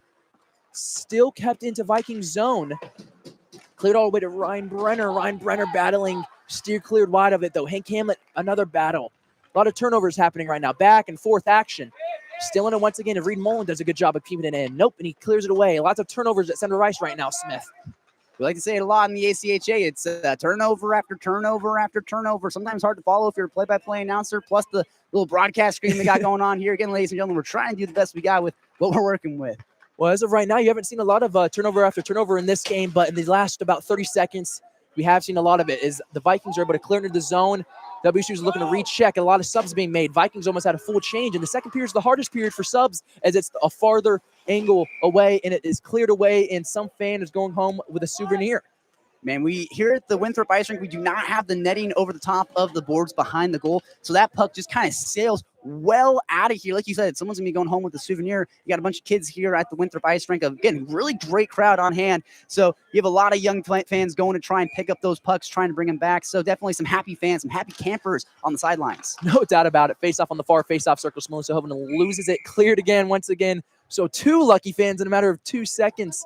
14 minutes and 22 seconds left in the second period and 2 goals for Western Washington. A lot of 2s happening right now and only 2 broadcasters. What is happening right now? Hopefully it's a good omen for the Cougs. Something might happen here. Maybe finally break the ice for the Cougs. They still have yet to put anything on the scoreboard. So if you're the Cougs, offense needs to start getting going here. So Hovenen ties up I believe that was Seckard on the faceoff. He's able to clear it out. Luke Jurgensen with puck possession gets it stolen away by Kaylor Slette, keeping it in the zone, and they do keep it in the zone. Shot ripped to Nolan Morena, and he's able to glove it down. Easy save right there for him. It looks like he's playing catch with dad outside. Absolutely. That was Van Rayner there at the blue line, kind of got on his stick, tried to fire a puck on net. I mean, maybe looking for a tip out in front, trying to get something to kind of deflect in. Again, that's not necessarily the most pretty goal, but if you can get some garbage goals, get some greasy goals, that's something you'll take if you're the Cougs. Well, Smith's brought it up a lot. If you keep on digging, at one point you're going to strike gold. Let's see if the Cougs can do it or Western's going to expand their lead. Coming right now, good stick right there by Micah Clark as he's able to steer away and give possession for the Cougs in Viking zone. Luke Jurgensen backhand shot. Still steered away by Nolan Morena. Doesn't quite save with his glove, but able to keep it out of the netting. Battle behind the net. Nolan Morena on the boards. A lot is happening. Getting held. Might be interference. The WSU bench wants some penalties. Oh, and a pass. Doesn't get on Micah Clark's stick. Oh, it's going to be a penalty. They're going to have to reset. Lex Ballard and Micah Clark on the ones back. Lex Ballard, it's 6-on-5 as penalties coming up against the Vikings. Lex Ballard gets slammed against the boards. It's going to be touched by the Vikings right now. And it's set up. Here comes a power play for WSU. Another big power play for the Cougs right now, Smitty, with 13 minutes and 21 seconds left in the second period, down by 2. We saw it a lot in the Pac 8 showcase that when the Cougs would go up a man, they would often play worse than they did when they were down a man. So it seemed like it might be a little bit more of the same tonight. They did get scored on when they were down a man, when they were on the PK. The Vikings were able to capitalize. So right now for the Cougs, I keep saying it. The power play has been at a flat 0. Coach Fibonacci has said this repeatedly. The power play has been at a flat 0. So if you can even get it to at least a 20%, that's all you can ask for if you're the Cougs. And Jacob James is going to be the Viking heading to the bench. So the Vikings are only at a 50% James right now on the Twins. But 5-on-4 coming up for the Cougs. One by the Vikings. They're going to try and clear it away, and it's cleared into the bench, I believe. It's pretty close to me. We might have a situation where I could catch a puck here pretty soon, Smith. But Absolutely. Coming back into the Viking zone, Western Washington zone, there's going to be another face-off. And Connor, you got Drew Ramsey right there to your left. He's wearing the new tarps they got on tonight. He's also got a beanie on as well. His last name, he's got Ramsey the Third. So you got to wonder if Drew is the third Drew in succession of his family. It is something to wonder, and it's also still hard to see with the 6'7" frame right in front of me. Cleared away. Here comes the Vikings. The other James brothers bringing it in by himself, trying to get revenge on his brother. A good pass up in front to Lexi Cool. Almost a short-handed goal, but the bouncing puck's able to steer clear of Ethan Seckard, who just can't get enough to at least get a shot on for Lexi Cool. Stolen again. Trying to get out in front. Andrew Fan rips one. But Alexia Cool's able to steer down with his glove. Flash some leather right there. That is why he is the best goaltender in the entire Pac 8. We keep talking about this. He's faced 550 shots coming into this game. He's made 500 saves. And when he can see the puck, he's going to make a save on it. And like we said, that goal that Andrew Fan had was one that maybe wasn't necessarily the best goal. Secor gets a kind of shot from the blue line, able to kind of filter through bodies. So Alexi Cool, one of the best goaltenders you'll ever see. He's able to make another save right there and another one right there. Looks like the Cougs are on the penalty kill right now, but they have the man advantage. Cougs bringing up with a man on his left that is going to be number 26, Patrick Pearson on the forecheck. Cougs bringing in, but here comes Max Lazaro, moving in pretty fast, looking to rip one on net maybe. Tries to center it, but it's cleared away and no Cougars found there. Trying to clear it once again, and it is cleared away by the Vikings. 12 minutes and 20 seconds left in the second period. About a minute is gone in the power play. Man, Cougs need to get something going. Max Lazaro is one of the fastest skaters for the Cougs. When he had that break, that's something scary to see if you're Morena. Good stick right there by Max Lazaro. Tries to steer in front. Good pass over there to Matthew Taylor, but a bouncing puck just can't lead to anything. That's one-timer. Max Lazaro can't get enough on it, but it's still a fast shot and a great side by Nolan Morena. The bouncing puck trickles away. The Cougs are going to have to reset again. Less than about 30 seconds left in this power play. Lex Ballard, one of the faster defensemen on this team, bringing it in all by himself. Ballard with a man, tries to get to Cole Carlson. Cole Carlson gets rocked and sent down to the ice. Cougs keep puck possession, though. Going back and forth to Sam. A shot by Bushkin. Hits a Viking defender. Bushkin still with puck possession. Battling against two Vikings now. Bushkin trying to clear it out. Sam Hembry trying to keep it in the zone also. A lot of confusion from the net. A shot hits another Viking defender. Getting almost as many saves as Nolan Morena. It is cleared away. And the power play is about to be over in about 5 seconds. See if the Cougs can get one last push in. And here comes Cadence Kelly. Cadence Kelly, 2-on-2 break. Him and Matthew Taylor. King Kelly rips one. Nolan Morena steers it down immediately. And some pushing and shoving in front of the net. As Ethan Secker gets in front of Matthew Taylor's face. So protecting his goalie, I guess you could say. Absolutely. Now the Cougs are 0-2 on the power play right now. That was a good, nice little last push there when you had the man advantage, but for about 90% of that power play, the Cougs did absolutely nothing. Like you mentioned, Connor, it looked like they were on the PK even though they were up a man. And you got to wonder, is it a question of too many cooks in the kitchen? Is 5-on-4 just not enough ice for the Cougs to be able to make some plays? Are guys tripping over each other? Maybe that's the issue. Well, the power play is over. Back to 5-on-5 hockey with 11 minutes and 10 seconds left in the second period. Vikings doing a good job as they are 3 for 3 on every special teams in the game today. Only took them 5 seconds to score on the power play, and they are 2 for 2 on the penalty kill against the Cougars. Battling against each other. Clears all the way out to Lucas Robinson at the midpoint line. Still in away, but James, who's coming out of the faceoff circle, that is Jacob James, number 92. The other James brother is able to clear into the zone and try and set up for the Vikings. He's battling against Jacob James is battling against the Cougars right now. 2 Cougars. Cougs able to come out of it. You're bringing in and all by himself Lucas Robinson, the defenseman. All the way to Max Lazaro tries to drop it off for Nico Umale. Nico Umale still battling, trying to get a shot, and it's cleared away. Almost goes out of the boarding. Keeps in play, though. Still battling. Number 2 of the Vikings, Jesse Deegan, with 4 goals and 2 assists, is able to get puck possession and try and clear it away, but the whistle is blown. Not sure exactly what they blow this play dead for. It's hard to see because you're kind of in my way as well. So I couldn't quite see what they blow dead for. So they got 10 minutes, 25 seconds left in a 2-0 Vikings lead. The clear hit the stick, I want to say, of Simmons, and it hit the netting on the far side. Face-off on the far face-off circle is won by the Vikings. Trying to keep it in is Cole Carlson. So the first line of the Cougs is out right now. Still only down 2-0 despite having 2 power plays. Cleared in. Lexi Cole's being the man to touch behind his own net. Clearing it back in, Western Washington. They're clearing it, trying to get to Cole Carlson. Good stick right there by number 77, Tristan Anderson. Doesn't play a lot for the Vikings. He's been scratched quite a few games this year, but he was able to make a good play right there. Bringing in all by himself is 86, and Andre Shapiro. Shapiro almost has a good pass on the stick. That almost led to a shot on Alexia Cool. Behind the net of him now, passing back and forth is Keegan Lucas and Sam Hembry.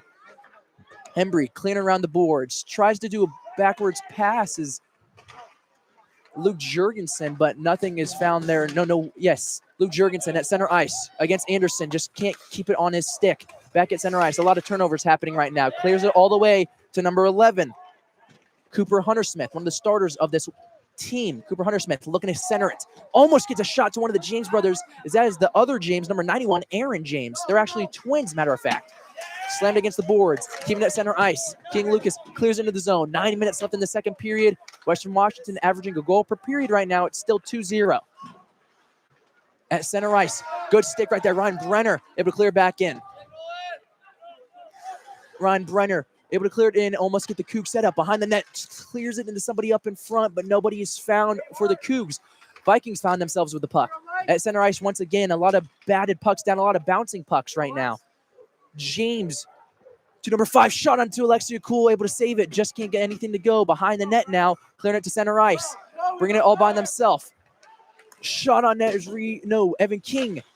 Evan King just gets it tipped away from him, and it's behind the net of Nolan Moreno. Lex Ballard's going to be at the one to touch. Is it going to be icing as he's going to win the race? And Lex Ballard does a good job as he's very lengthy, able to skate down faster than the Viking wing. And icing is going to be called with 8 minutes and 28 seconds left in the second period. Western Washington up 2-0.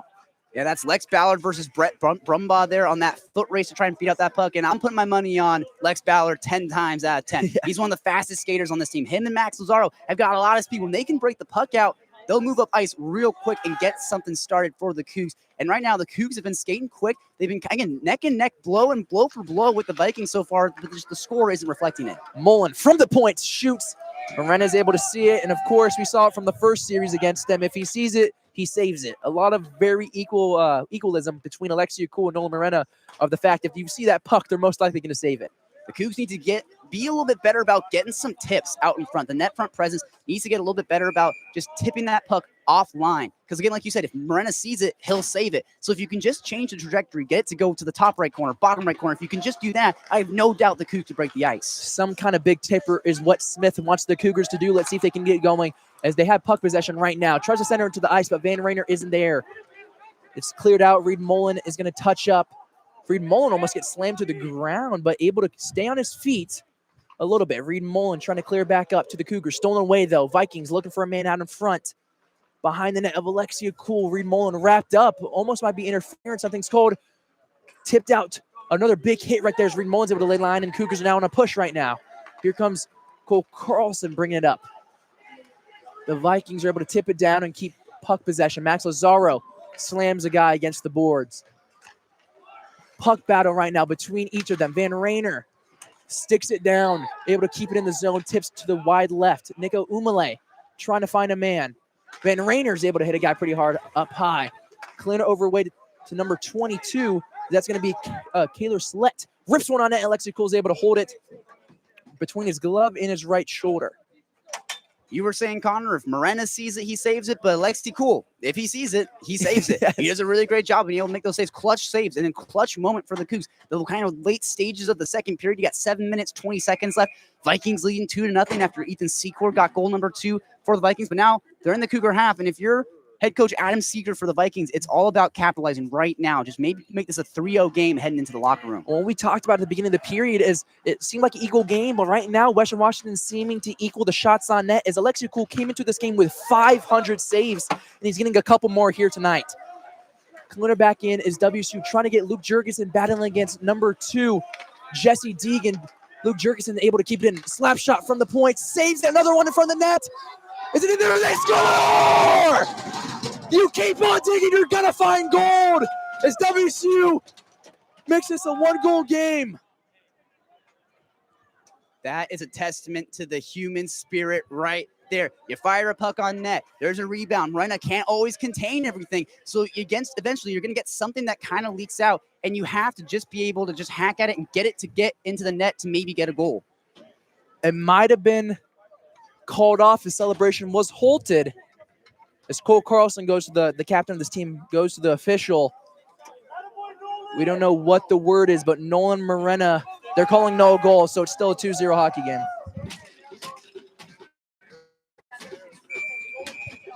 So from our inside Analysis. from our inside source in the score box here, it looks like he kicked the puck into the nets, and because of that, they're going to wave that goal off.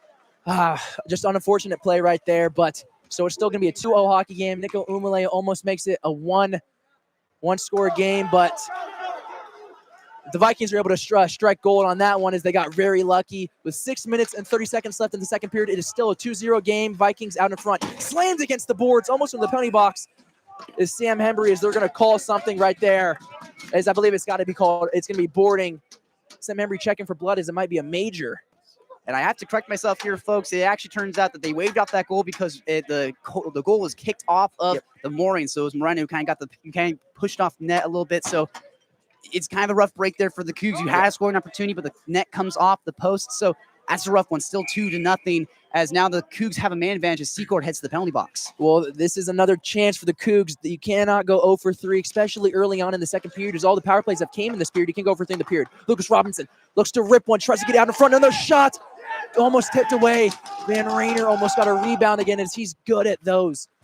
Behind the net, going back and forth. Cole Carlson going to try and keep it in, but a bad pass off the boards leads to the Cougs having to reset. Robinson and Cole Carlson passing back and forth with the man advantage. 6 minutes left in the second period. Cole Carlson makes a man miss against Andrew Fan now.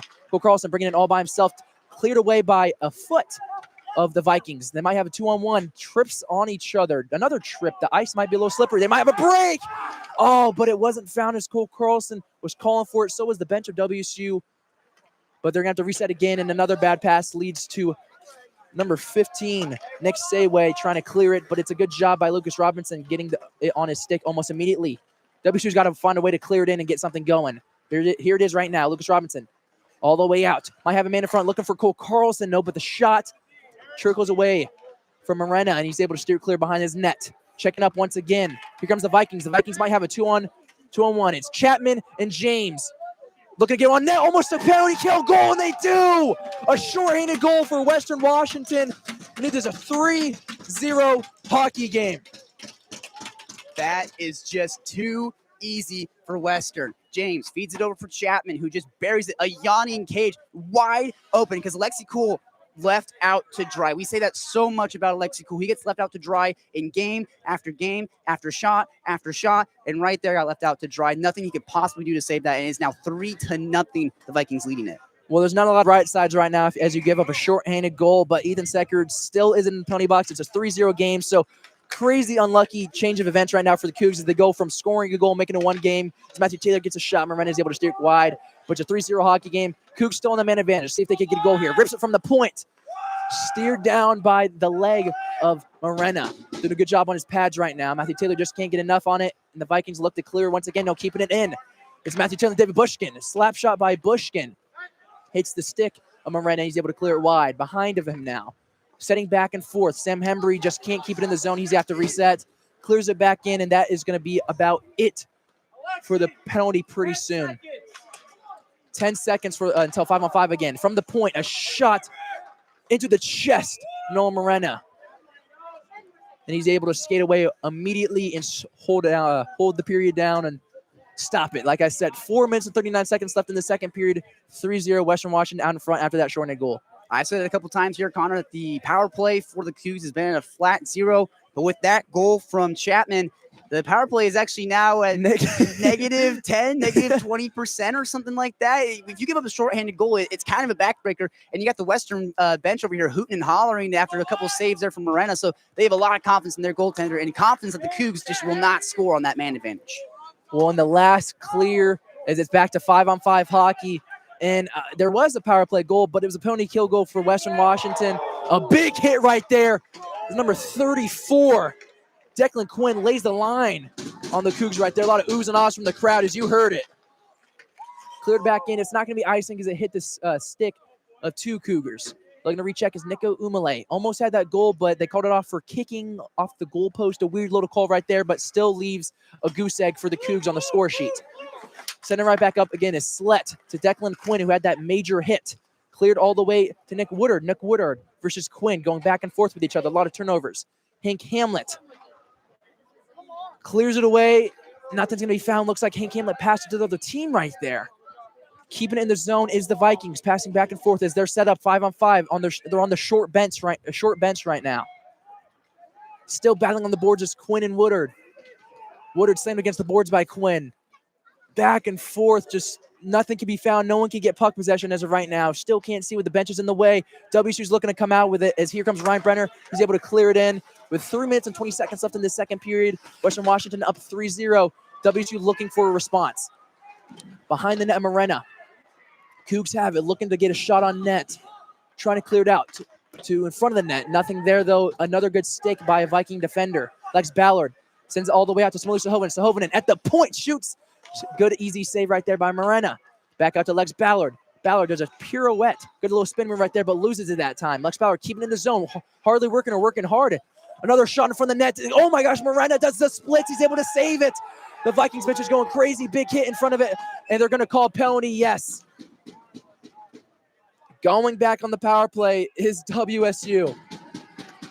If I'm Coach Lupinacci, I might even just consider asking to have this waived off because when they've been on the man advantage, they've been scored on. So for the Cougs, the man advantage is more of a man disadvantage at times. That's something that Zach McFarland loves to say when he's on the broadcast for us. It's a man disadvantage. So the Cougs really kind of struggling when they've been up a man. So interesting, they're sorting things out here right in front of the score box, trying to talk this through, but not sure exactly what's happening. I think it might be a major as they sent off Andre Shapiro, number 86. I don't know what the exact call is. Okay, the exact call. So from Brendan Borland, our cameraman, it's a 10-2. Okay. Is what it looks like the situation is here. We're trying to sort things out here. We're on ice level. We're able to get the inside scoop about this type of stuff. So, yeah, it looks to be a 10-minute misconduct might be the call, which might help out quite a bit. From the point set up once again, Cole Carlson to Max Lazaro. Rips one on net, and they're going to call. Is it going to be tripping? Another penalty for tripping? Yes, it is. As we're going to have some 5-on-3, which is a huge opportunity to get back in this game if you're WSU, and you need this goal. Is heading to the bench is number 15, Nick Say, with a defenseman for this team. So not just a forward getting sent to the bench, but a defenseman whose their whole job is to defend. Caitlin Cherney loves to say it a lot when she's on the broadcast that there is no reason you should not be scoring on 5-on-3. So the Cougs really need to get something going here. It is cleared away. So for about 2 minutes until the last 30 seconds of the second period, we're going to have 5-on-3 hockey at play. Keeping it in the zone. Here we go. Cole Carlson bringing it up, the point leader on this team. Looking to do it, makes two guys miss. Going in all by himself. Carlson looking for a man. Going back and forth to Lazaro. No Jackie Moon action between back and forth. Clears all the way out to Sam Hembry. Hembry's able to keep it in the zone. Samalu Sahovinen now. Skating back and forth. Hembry at the point. Back to Sahovinen. Sahovinen looks to clear it out in front. Almost found though. Max Lazaro is able to check it back up. Keep it in the zone to Sam Hembry. Sam Hembry at the blue line. At the point. Hembry seating around to Max Lazaro. Lazaro back out to Hembry. Slap shot. Saved away another one. They shoot and score on the rebound. Like I said, if you dig, you're going to find gold.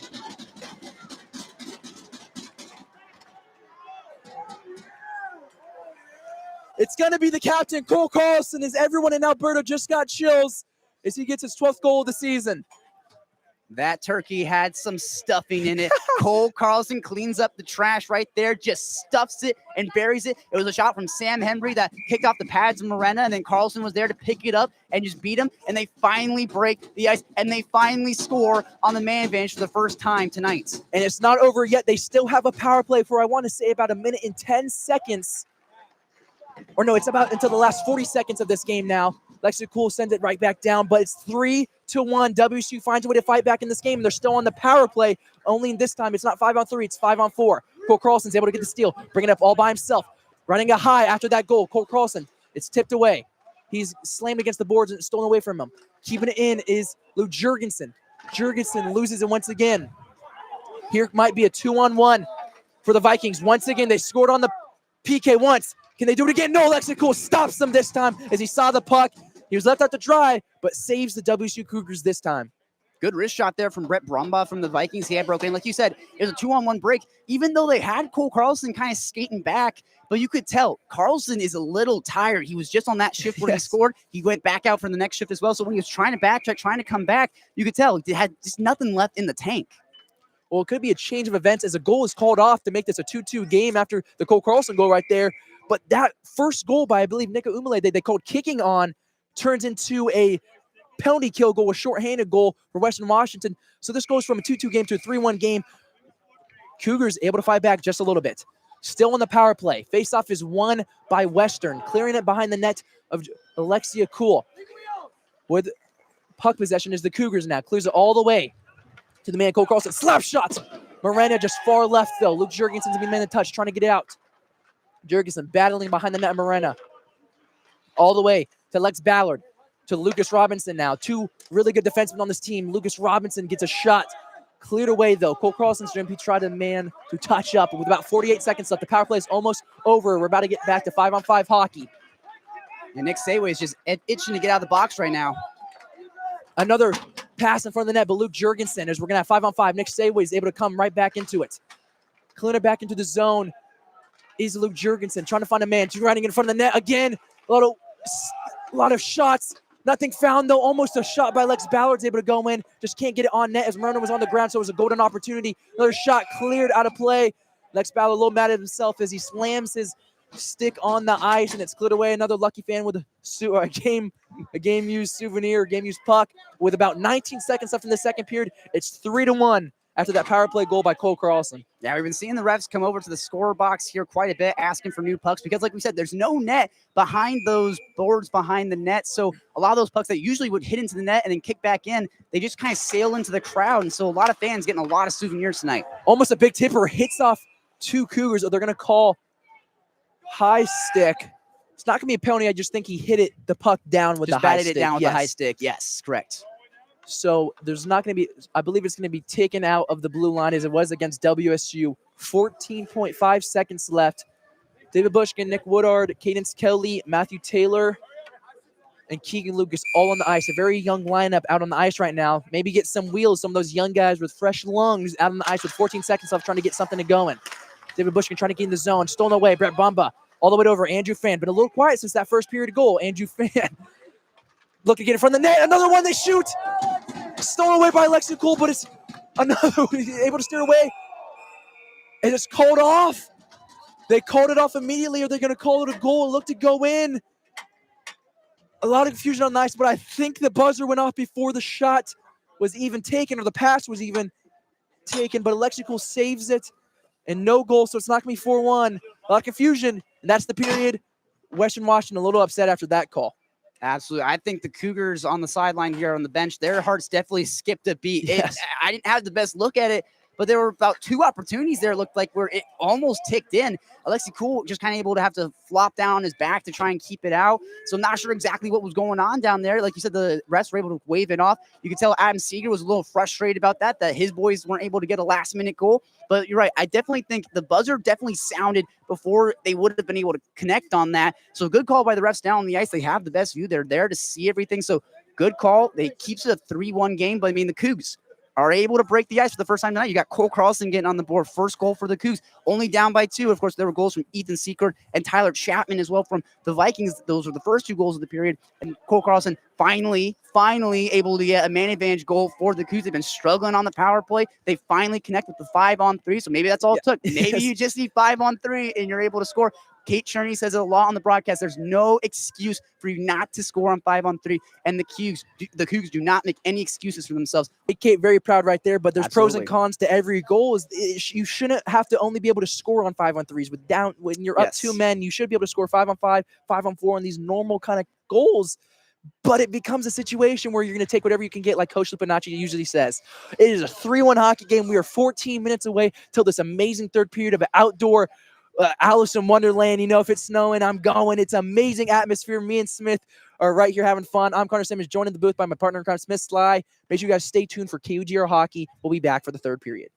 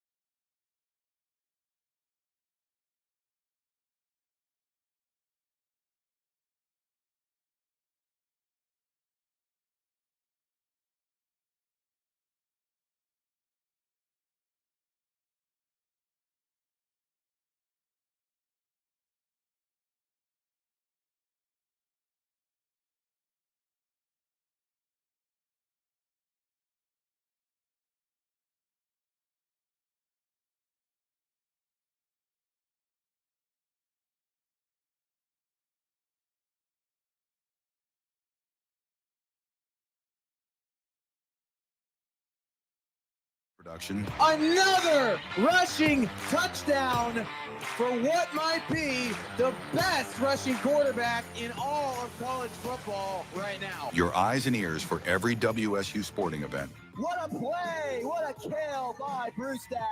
Listen live to games on YouTube at KUGR Sports. Underneath it, Johnstone makes the grab and wins the game. Washington State wins it 7-5. Logan Johnstone makes the snag. And now, here are your hosts.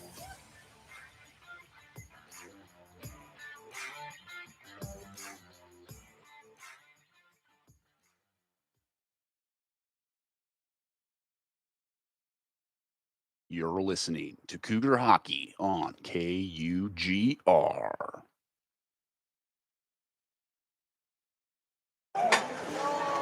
Cole Carlson channels his inner Van Rainer and cleans up the trash back in period number 2 to get the first goal on the board for the Cougs. 3-1. The Western Washington Vikings lead it here in Winthrop as they skate out onto the ice for frame number 3 under the Stars. Smith Slye joined by Connor Simmons in the broadcast booth. And so far, it's been the Cougars neck and neck with the Vikings, even out shooting them so far in this game, 22-21. But we'll see how the period number 3 shakes out for the boys in crimson and black. Well, after getting some stats coming in from the second period, it's hard to get live information, obviously. I want to go back to what looked to be a Nico Umile or Cole Carlson goal on the very first one. Not Cole Carlson one that counted, but the one that got called off. It looked to be Noel Morena. The reason it got called off was because the net came off of it's kind of like stakes, I guess you could say, and slides away. And a lot of the bench we were talking about, WSU, thinks he kicked it off on purpose, so there was a no goal. Obviously, the Cougs are able to strike back and make it a 3-1 hockey game, but it could be a 2-2 game right now as that first goal counts. It doesn't lead to a penalty kill goal or a shorthanded goal by Western Washington that led to a 2-on-1. With that in mind, though, it is a very even game. I know it's 3-1, but the shots are 22-21 in favor of WSU. It's been a very even game so far. Just hasn't got a lot of puck luck going for the Cougars right now. Vikings got a little bit more puck luck. A very exciting third period in store right now, Smith. So far, you've seen the Cougs kind of make strides, improve period to period, minute to minute. The first period kind of getting pinned down a little bit by the Vikings. Period number 2, the offense kind of took a little bit of a surge, able to get a 5-on-3 goal. And then, of course, we've been mentioning a lot that the power play, the special teams for the Cougs has not always been the strongest. They'll have a man advantage coming into period number 2, as it is still number 86, Andre Shapiro, the junior out of Seattle, Washington, still in the penalty box for the Vikings as we are about underway in period number 3. The Washington State University Cougars wearing their black alternate jerseys. First line, Samuli Sahoven and Luke Jurgensen, Cole Carlson. The Wazoo bench getting loud off to my left.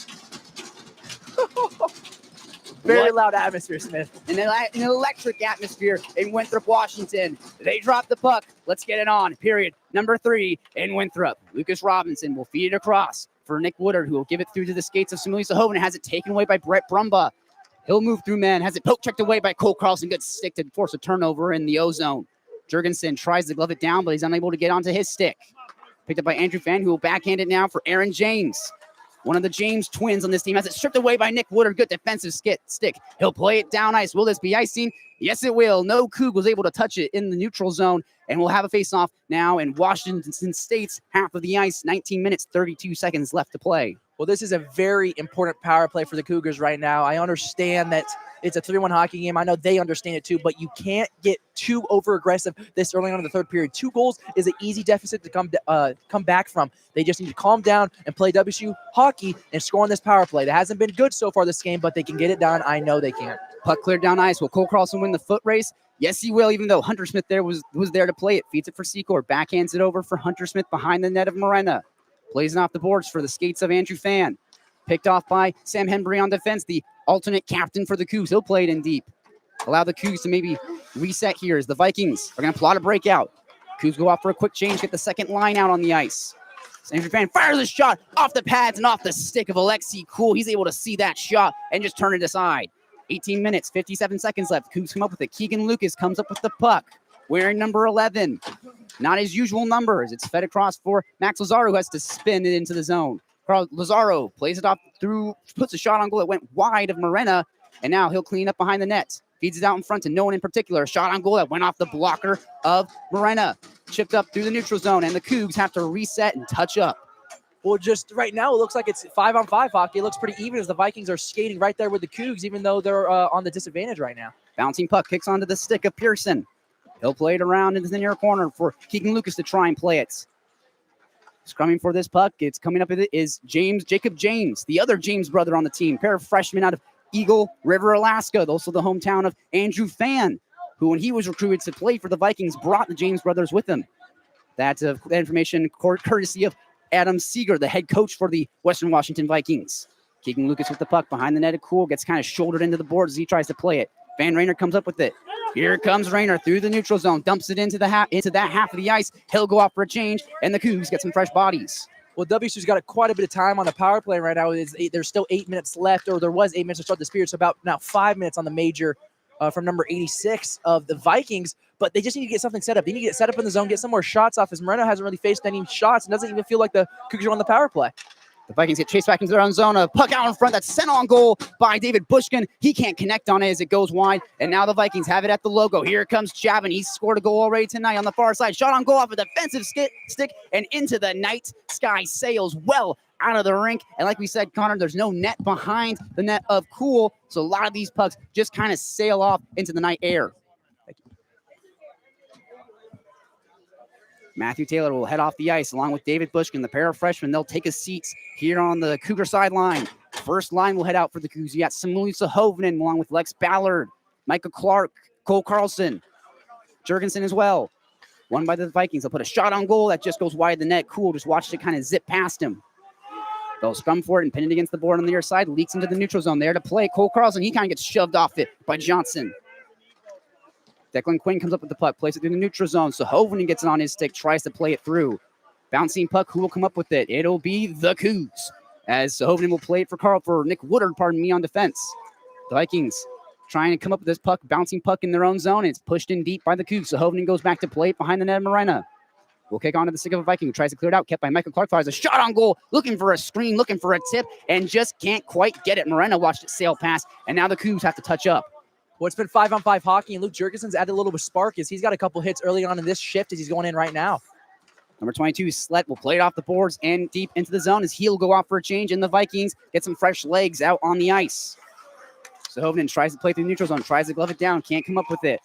As they will blow this play dead for being offsides. The Vikings, a bit of a bouncing puck there. Good eye by the line judge to kind of be able to keep track of the chaos and know exactly who was offsides and who wasn't. Well, just a very close call right there. Very good call by the referees right there as Brett Bromba was just barely almost like a skate away from being onside, and it helps the Cougs in their favor. Rayner opposed by Brumbaugh. The Cougs win it. Robinson draws it back into the zone, feeds it across for Mullen.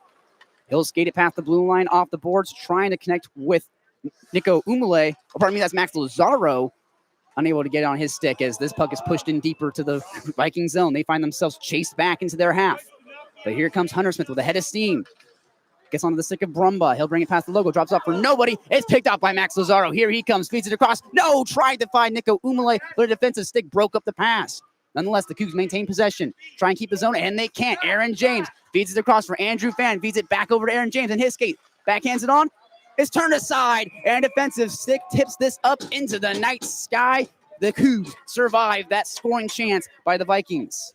Back-to-back amazing defensive plays on the other end. It looked like Ethan Secker picked off a puck as it looked to be a 2-on-1 break with Cole Carlson and Max Lazaro. That's a dangerous sight. On the other end, it was Andrew Fan, and I believe it was James on the other end, and they almost led to another 2-on-1 break. But just amazing defenses by both teams being played right now. This is some very high IQ hockey right now with 16 minutes left in this third period. WSU down 3-1. Coach Lupinacci sipping on some Starbucks coffee on the bench here. He's got the fedora on, which has got some bird feathers tucked into the side of it. A great fit for Coach Lupinacci. He feels like every single day we pull up to the ice rink and he's got a different fit on. He's always fitted up night after night. As a shot from the Vikings was gloved down by Cool, and will run it back on the far faceoff circle. Well, Mr. Fashion, as you just called him, Coach Lupinacci, he said coming into this period, just keep on grinding. That's what the boys need to do. And as of right now, they just need to keep on pushing. The scoring opportunity out in the slot is turned aside by the Cougs. They'll try and fight for it in their own corner. Coming up with the puck, Andrew Fan tries to backhand it out in front, but it's cleaned up by Keegan Lucas, and they'll call a penalty here for cross-checking on the Cougs as Andrew Fan got kind of bullied down to the ice on that scoring opportunity. So we'll see who heads to the box. And it's looking like it's going to be the man from Finland, Samuli Sahovanen. This is his second time in the box. Well, the first time he was in the box, he wasn't in there very long because it only took 5 seconds for the Vikings to score on the power play after an amazing goal by Ethan Seckard to make it a 2-0 game. It's a 3-1 game right now, but the special teams for the Cougars hasn't been quite amazing unless it's 5-on-3 for them. Let's see if they can get a clutch penalty kill right now. Sahovanen is one of the bigger members of the Wazoo team here, and I'm starting to see that physical presence right now. A really big frame in the penalty box as the Vikings win the draw. Give it to James, who feeds it out for Tyler Chapman. Feeds it across number 24, back over to Jacob James. Feeds it off for Chapman, blue line, shot on goal, defensive stick turned it aside. James will clean up the shot. Declan Quinn behind the net kind of shoulders Lex Ballard down to the ground as Jacob James comes up with it. He's dogged and pestered by Lex Ballard. Kicks out to Chapman, who has to backhand it over for Deegan. Fires a shot that went well wide, and Jacob James is there to keep it in the zone. He'll wrap around, pass it off the boards from number 22, Slets, who has to get it taken away from him at the blue line. No, they can't keep it. Bouncing puck kicks away from Tyler Chapman, and now the Vikings have to touch up. Well, like Smith brought up, Samuli Sahovanen is a big frame, and I'm sorry if you're watching from home as he's blocking all of Western Washington's pushes and shots on Alexi Cool right now. He's in the penalty box, but hopefully Smith's play-by-play has helped out quite a bit. Samuli Sahovanen's got the Finland flag on the back of his helmet here, a little sticker to show some love for his hometown as Secord will take this puck for the Vikings. Sahovanen almost out of jail, waiting for his chance to get on the ice. Secord will bring it in alone. One-man army stops and starts in the near corner. Looking for someone to pass to, surveying his options. Ends up just dropping it off for a player there in the near corner. Again, the Vikings just trying to pin against the boards, maybe trying to kill some time off the clock. They're leading it 3-1 with 14 minutes left in this third period, 14 minutes left in the matchup. The Cougs finding themselves pinned down, hemmed in their own zone, but they're playing some hard-nosed defense right now. At the blue line, Secord will backhand it for Andrew Van. Can he get a goal? Shot! It's denied by Alexi Cool. Got the body to it and turned it aside. Rumbaugh feeds it in deep for Aaron James. Plays it further for Andrew Fan in the near corner. What are his options? He'll kick it out for Secord at the line. He has a goal tonight. Back over to Andrew Fan, who also has a goal tonight. For Jacob James, who puts a shot on goal. They score! Aaron James fires a shot on net. Looked like it deflected off some bodies, and they beat Alexi Cool for the 4th time tonight. It's number 11, Cooper Hunter Smith, who heads to the handshake line first, so he'll get the tip-in goal with the assist from Aaron James. Well, we talked about it all night. If the goalies see it, whether it's Nolan Moreno or whether it's Alexi Cool, if they see it, they stop it, and it became a situation. Alexi Cool didn't see it, and it was a big tipper goal. Those are almost impossible for goalie saves in those situations, and Hunter Smith's able to get a big tipper goal right there on Alexi Cool and almost puts a dent into this WSU comeback as it's 4-1 with about 13 minutes left in this third period. Life has been drained from this Cougar bench off to my left as the Vikings pushing yet again, using the momentum to their advantage. Number 12 tries to play it around the boards, but it's picked off by David Bushkin, the freshman phenom. Feeds a pass for Matthew Taylor. Here he comes. He's got Canes Kelly as well. Matthew Taylor backhands it for Canes Kelly. Can't get it on his stick. A beautiful pass from Taylor, but Canes can't handle it. Just a broken and missed opportunity that you cannot let that happen. Matthew Taylor and Cadence Kelly are going to kick themselves later tonight, as that was just a broken situation right there, as that could have been a fast response and make this a 4-2 hockey game. But at the end of the day, you got to keep fighting. There's still a lot of games to come back, but just a very open missed opportunity by the Cougars right there. Tony Aurelio, the sophomore from Leavenworth, Washington, gets nabbed for tripping, and he'll take a seat alongside Andre Shapiro, the junior from Seattle. Shapiro's already had a penalty so far in this game, as off the draw in the Viking zone on the near side, kicks onto the goal of Morena, puts the glove to it, melts it down immediately, and we'll do it again. We got 12 minutes, 52 seconds left in period number 3, and the Vikings leading 4-1. With the power play coming up, the Cougars need a response, as right now Western Washington is 2 for 2 on their power play. WSU's had more power plays, so the opportunities have been there, but they need to score on this opportunity now. Robinson from the blue line fires it on nets. Some chaos hockey out in front, and it's turned aside by Morena. The Cougs unable to connect on a bit of a greasy goal attempt. And they'll blow this play dead again. Looks like the goal might have come off its post for the 3rd time tonight, as Hunter Smith kind of goes there to get it back on track. We've seen that 3 times so far tonight. Not sure if Morena's kicking it off intentionally or if it's just a little loose out there on the ice. And obviously you can't call it intentionally, but at this point in the game, it's been the 3rd time we're averaging 1 per period, and on golden opportunities for the Cougars especially. There's a lot of stuff happening from the net. So I wonder if it's just a reflex by Noah Morena. But at this point, I feel like it has to be a penalty. He's done it on purpose, it almost looks like. But obviously, refs aren't going to call it that way or see it that way. So we're still stuck at 5-on-4. Andrew Fan's going to head to the face-off circle and be opposed by Smuley Sahoven in the first line out for the Cougs, the power play units. Andrew Fan got his 18th goal tonight. He has 51 points so far this year. As Cole Carlson puts a slap shot on from the blue line, and it kicks off the pads of Morena, who gets yet another save tonight. This puck goes down ice into the Cougar zone. They'll have to go back to chase it, resets, and touch up. It is 12 minutes and 20 seconds left in this third period. WSU down by 3. For checking, Aaron James gets a shot out front, puts a shot on goal, off the post. Alexi Kuhl gets lucky and is able to survive that scoring opportunity by Aaron James. Well, just broken opportunity. The Cougs got to find a way to get on the same page. That's almost the second shorthanded goal of the game by Western, and that can't just be possible. Cole Carlson skates past the logo, up the gut, trying to push into for a scoring opportunity, but gets denied by 2 Viking bodies. Kept at the line by Sam Henry. Will he put a shot on goal? Yes, he will. Through bodies. Pat save by Morena, able to turn it aside. They'll clear it down ice. And here comes Sam Henry on a foot race with Secord. He'll lose it. Lexi Kuhl has to play it off the boards. Around for Cole Carlson. Team captain loses it in his skate, but comes up with the puck nonetheless. Breaks into the zone. Poke checked away from him. The Cougs somehow come up with the puck. Loosen their skates. Still fighting for it. Still scrumming for it. And finally, Luke Jurgensen, the 6-year student from MSU, will try and kill some time, try and push it in, but it's kicked back out for Sam Henry. They'll reset. Embry played it off the skates of Cole Carlson. Not sure exactly what the Cougs are doing here. A bit of sloppy hockey, sloppy passing. They just can't break into the zone cleanly.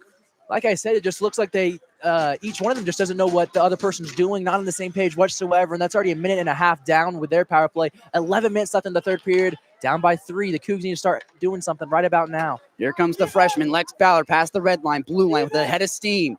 Will he pass the puck? Brings it on behind the net of Morena. Near side, backhands out for Max Lazaro, puts a shot on goal. They score!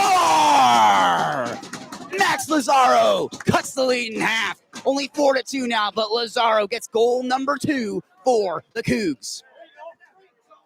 Well, it looks to be goal number 2 for Cole Carlson, as we had a big tipper goal on the other power play and another big tipper on this power play. It's a 4-2 hockey game. I just called it right now. The Cougs need to do something. They did something. Great shot by Max Lazaro, leads to a big tipper by Cole Carlson. Cougs right back in this game. So pardon me, ladies and gentlemen, Lazaro will get the helper shot from the blue line. It's not the best angle here. Got some posts in the way. Wasn't able to see who got the stick to it. And like you said, as Cole Carlson headed to the handshake line first, he was able to get the last stick to it, able to finally capitalize on it. Off the draw, the Cougars push it into the zone. Only 4-2. Vikings still lead, but the Cougs have some fight in them midway through this final frame. Vikings play through the neutral zone. Woodard will backhand it onto the stick of Reed Mullen. He's dogged hard by some Vikings. Slette there as well with Declan Quinn, gets it on his stick. He tries to maintain possession, backhands it over for Webster, who puts a slap shot on, but whiffed on the puck, never even got it on the stick. Woodward will clean it up, feed it over into the neutral zone. Here comes Cadence Kelly, plays it off the boards and in. Matthew Taylor there to seal it off the blue line, but it kicks onto the stick of Reed Mullen, who pushes it in further. Now on the stick of Cadence Kelly, puts a shot on goal. It's gloved aside by Morena. Out in front, cleaned up by Declan Quinn for the Vikings. He trips, but feeds it over for Slette, who pushes it in deeper, and the Vikings go off for a change. Well, Smith, something we should bring up is that what we're saying is coming to life. These goalies, some of the top 2 goaltenders in this division, if they see the puck, they save it. That's 2 goals back-to-back on big tippers. They didn't see, and they didn't save it. 4-2 hockey game. WSU strikes a little bit closer. Micah Clark shakes off a man and pushes it in deep for the zone, trying to find Jurgensen. Kept in at the zone by number 24, Cole Carlson, team captain. 2 goals tonight. Can he get a hattie? In the near side, Clark is there to try and keep it in the zone. Tries to push it across, but hits off a body and will stay in the near side. Jurgensen will fight for it in the corner. Still fighting for it. Out in front, it gets onto the stick of Micah Clark at the points. Pushes in deeper, trying to connect with Jurgensen. Went wide to his stick, and now behind the net of Morena. Coming up with it is Cooper Hunter-Smith. He'll try and shake off a man, but gets kind of shouldered there by Jurgensen. The Cougs, will they come up with it? No, they will not, as it gets pushed all the way back down into their ice. 9 minutes, 2 seconds left. 4-2, the Vikings leading it. Lex Ballard, the freshman defenseman, feeds it through for Smuley Sahoven. First line out for the Cougs. Here comes Cole Carlson past the logo. Up the gut, has it poke checked away from him and cleared through to the neutral zone. Cole Carlson gets denied on his entry, as the Cougs just have to fire it in net off the pads of Morena. Hunter-Smith will feed it for Aaron James. Backhands it across for Brett Brumba. Here comes Brumba into the zone. They bring it on off sides. Good call there from the line judge to see the bodies just over the blue line before that puck was brought over. So we'll have a face-off in the neutral zone with 8 minutes and 38 seconds left in the final frame. Well, the call goes WSU way with 8 minutes and 30 seconds left down. It's a 2-possession, 2-goal game. They need to start striking fast. This game's about to get very fast-paced, ladies and gentlemen. I expect a lot of breaks, 2-on-1, 3-on-1s coming pretty soon, and I would assume if they're still down 2 goals coming to the 3-minute mark, Lexico hits the net. Brett Brumbaugh along with Slye Sahovinen, and at the face-off circle, it's won by the Cougs. Carlson will bring it in. He'll have to just kind of chip it in net into the zone, off the pads of Morena. Kept it in the blue line. No, it was not able to be sealed off by Sam Hembry, and Keegan Lucas on defense has to go back to clean it up. He'll feed it back over for Sam Hembry. Freshman to senior action there as Jurgensen, the 6-year student, comes up with it, brings it into the near side. He kind of fires it almost on net, stick to side by Morena, who had to kind of bat it out of the air. Fired on net by Cole Carlson, gloved, just kind of chipped into the glove of Morena, who gets the save, and there's some talking, some chirping there, some extracurricular activities behind the net of Morena, but cooler heads will prevail, and we'll have a face-off in the Vikings half. Well, we're more than halfway done with this third period. Western scores, WSU scores. Let's see what seal's going to break first. WSU needs 2 to tie this game up with 8 minutes and 11 seconds left. Getting a lot of opportunities and good shots on net right now. Evan King loses the draw to Andrew Fan, but it's kept in at the zone, at the line by the Cougs. No, pardon me, Aaron James was there to kind of strip it away, and here comes Brumbaugh with Aaron James as well. Brumbaugh will try and feed it around for Aaron James, but a defensive stick was there to shut off the lane. Coming up with his, Andrew Fan has it poke checked away from him. He gets denied with that opportunity. Bouncing puck, who will come up with it? Hank Hamlet, the freshman, he comes up with it. Feeds it across onto the stick of Ryan Brenner. Here he comes. Fires a weak shot on goal that's paddled aside by Morena. Hank Hamlet comes up with it. Trying to fight with this puck, and it's loose in their skates. Finally, Hank Hamlet will come up with the puck on his stick, near side. Had 2 Vikings there that kind of shut him off of that opportunity. He'll backhand it for Ryan Brenner, who have it pinned against the boards. Life will resume eventually as Ryan Brenner comes up with the puck. Now Hank Hamlet, again, some chaos hockey. Not sure who has the puck, who has possession, who's doing what. Out to the blue line, kept in by Nick Woodard. Fires a slap shot on goal.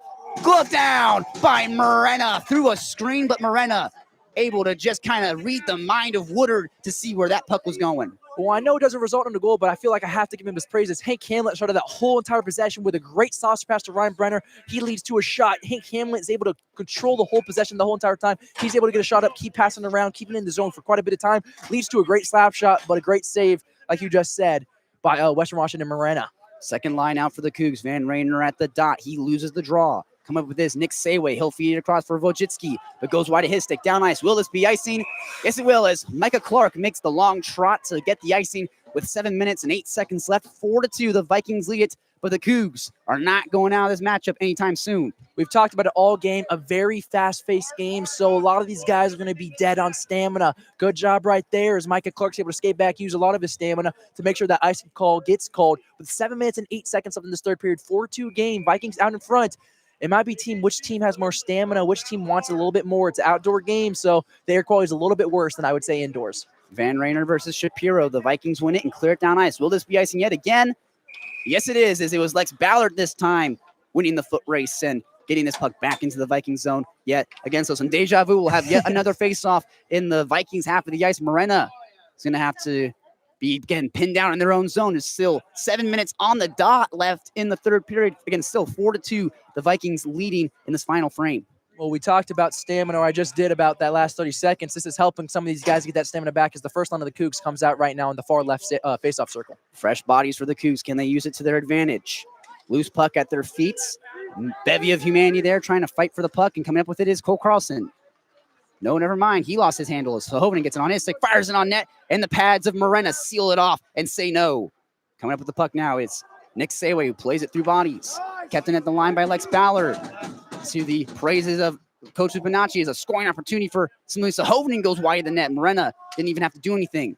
Cole Carlson feeds it over for Michael Clark, who wasn't able to get hit on it on his stick. Too much mustard on the pass.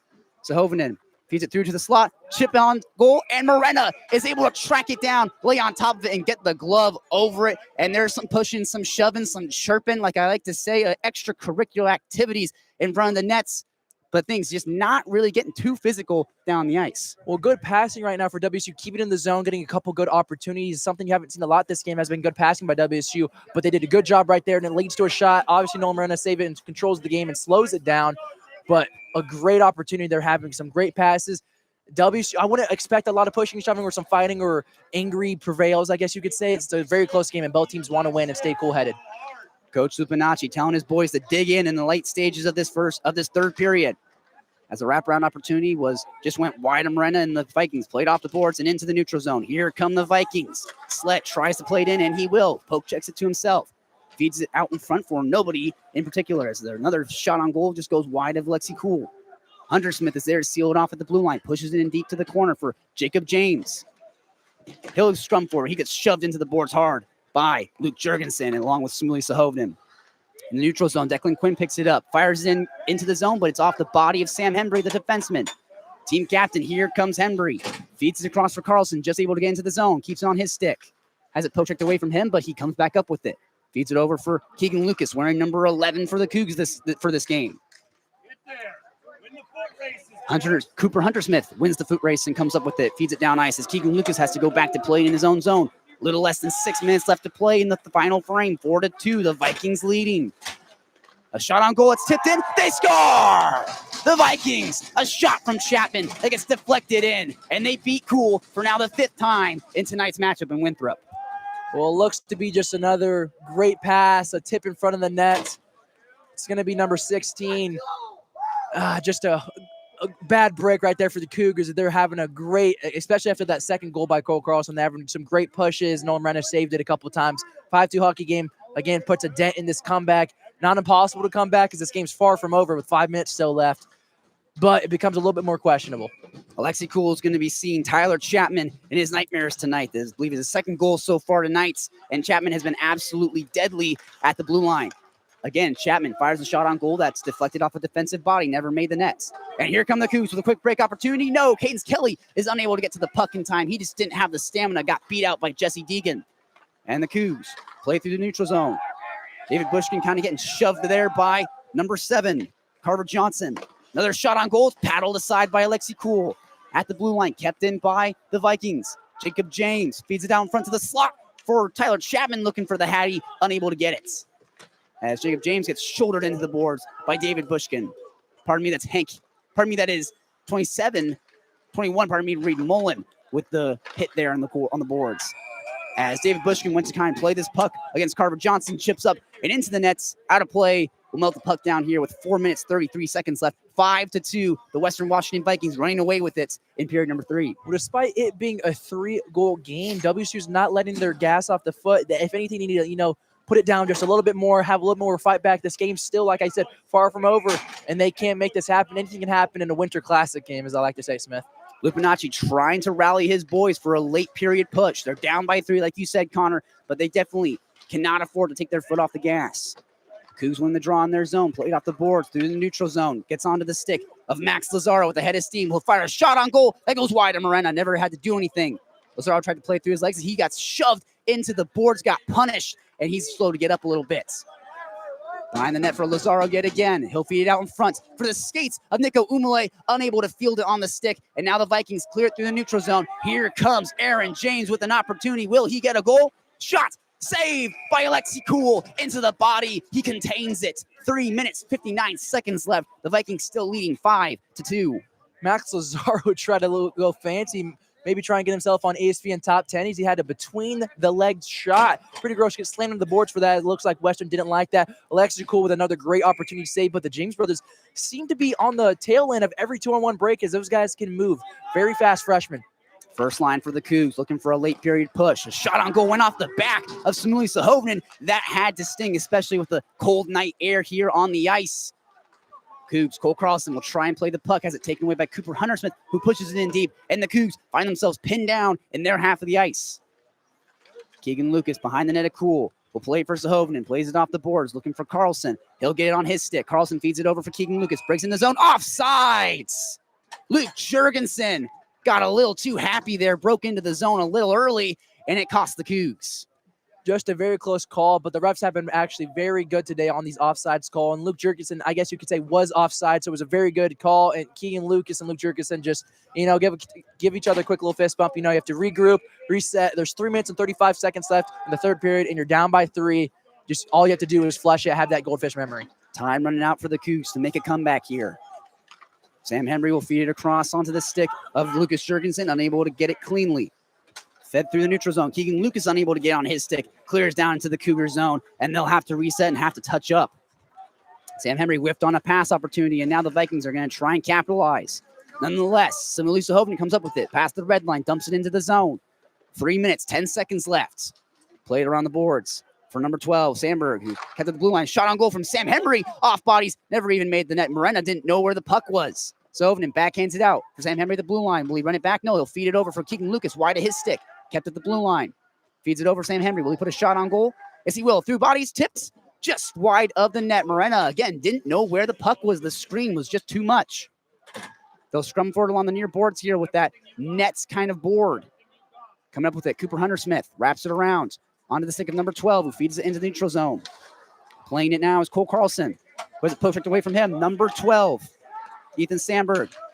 Tried to break into the zone, but it's taken right back by the Cougs. Jurgensen will bring it into the near side. Backhands it over. Trying to connect with Cole Carlson. They just didn't quite know where he was. As it's backhand chipped, fed into the zone. And again, the Cougs will have to touch up, but it's icing here to be brought back into the Viking zone with 2 minutes and 18 seconds left in the final frame. Well, you brought it up. Noel Morena didn't see about 2 of those Sam Henry shots. And I mean, not seeing it, that's a recipe for success. That's how you get your only 2 goals of the game. And about 3 of them on Alexi Cool. Getting these goalies not to see the puck is the recipe for success. You have to watch film and understand how to beat these goalies' blind spots. And that was 2 good, very opportunities by Sam Henry. Third line out for the Cougs is Evan King. Wins the draw. Hank Hamlet goes to play in the near corner. Feeds it out for Robinson at the blue line. He'll pass it back in for Hamlet. On the near side, feed out for the slot, but it was picked off by Hunter-Smith. He'll scrum for it behind the net of Morena. Coming up with it now is Secord. Here he comes with a head of steam. He's got a goal tonight. He's looking for number 2. Batted down by Lucas Robinson. They don't call for high sticking. And they will. They will call this play for being batted down with a high stick by Lucas Robinson. I spoke too soon. I think the announcer jinx kind of kicked in there, and we'll see where they put this face off. I wouldn't quite call it an announcer jinx. You looked a little bit like Tony Romo right there calling the play out before it kind of happened. Honestly, a play that kind of had to happen because you have to have some urgency. In the WSU, they're showing urgency. Despite being down 3 goals, they're showing urgency, something you don't see quite a lot from them. And I wonder if it's because of the atmosphere, but they're doing a good job of fighting back or trying to keep in this game. Lucas Robinson rings it around the boards for Lazaro. He'll feed it through to Nico Umle, second line out for the Cougs. He'll play it through the skates, trying to connect with Simili Sahovinen. He'll come up with it out in front, trying to get on his stick. Morena stays strong, is able to keep it out. Behind the net, playing it is number 12. Or pardon me, I don't know exactly who that is. Hard to see from this angle. Still, in the near side, Sahovinen comes up with the puck. Fires a shot on goal that's turned aside by Morena. Robinson at the point now will feed it in. Behind the nets. Going to chase it down is Nico Umle. And they will blow this play dead because yet again, for the 4th time tonight, the goal has come off its posts for absolutely no reason. You would think something like that would be bargain for opponent because you think, okay, 1 time it's a mistake, 2 times, don't let it happen again. 3rd times, what's happening? 4th times, you got to do something. But apparently not with the referee tonight. It's getting close to the end of the game regardless, so I wonder if the referees are trying to get out of here, but also Nolan Morena has been doing that all game. Minute 25 seconds left in this 3rd period. 2-5 hockey game, Western Washington out in front of WSU. First line out, Sahovinen to the faceoff circle. He loses it. Fed around the boards, trying to connect with number 26. He'll backhand it through the neutral zone, trying to get it on the stick of Jacob James. Goes wide for icing as Lex Ballard tracked that puck down, and we'll run it back. Another faceoff in the Viking zone. 1 minute, 16 left, and the Cougs down by 3, 5-2. The Vikings leading. Well, I love to see this. You just got to keep on fighting, keep on doing you. If you don't like this, you don't like WSU hockey, regardless of the score. We haven't seen this quite a bit. We've seen the Cougs lose a couple games, and they kind of just give up towards in the game. They're not giving up right now, and that's something that you're proud to see of. Rayner loses the faceoff. Sayway plays it around the boards. Chasing it down is Lex Ballard, who kind of pins number 16 against the boards. But here comes Jacob James. He'll fire a shot on goal. That's saved by Alexi Cool. Got the shoulder to it. What a save. A chip shot on goal goes over the net. Alexi Cool lost his stick. David Bushkin plays it through the neutral zone. He's chased there by number 20. His stick gets locked in there, and David Bushkin loses his stick, having to play with his skates, stickless for Bushkin. Behind the net, the Cougs come up with it.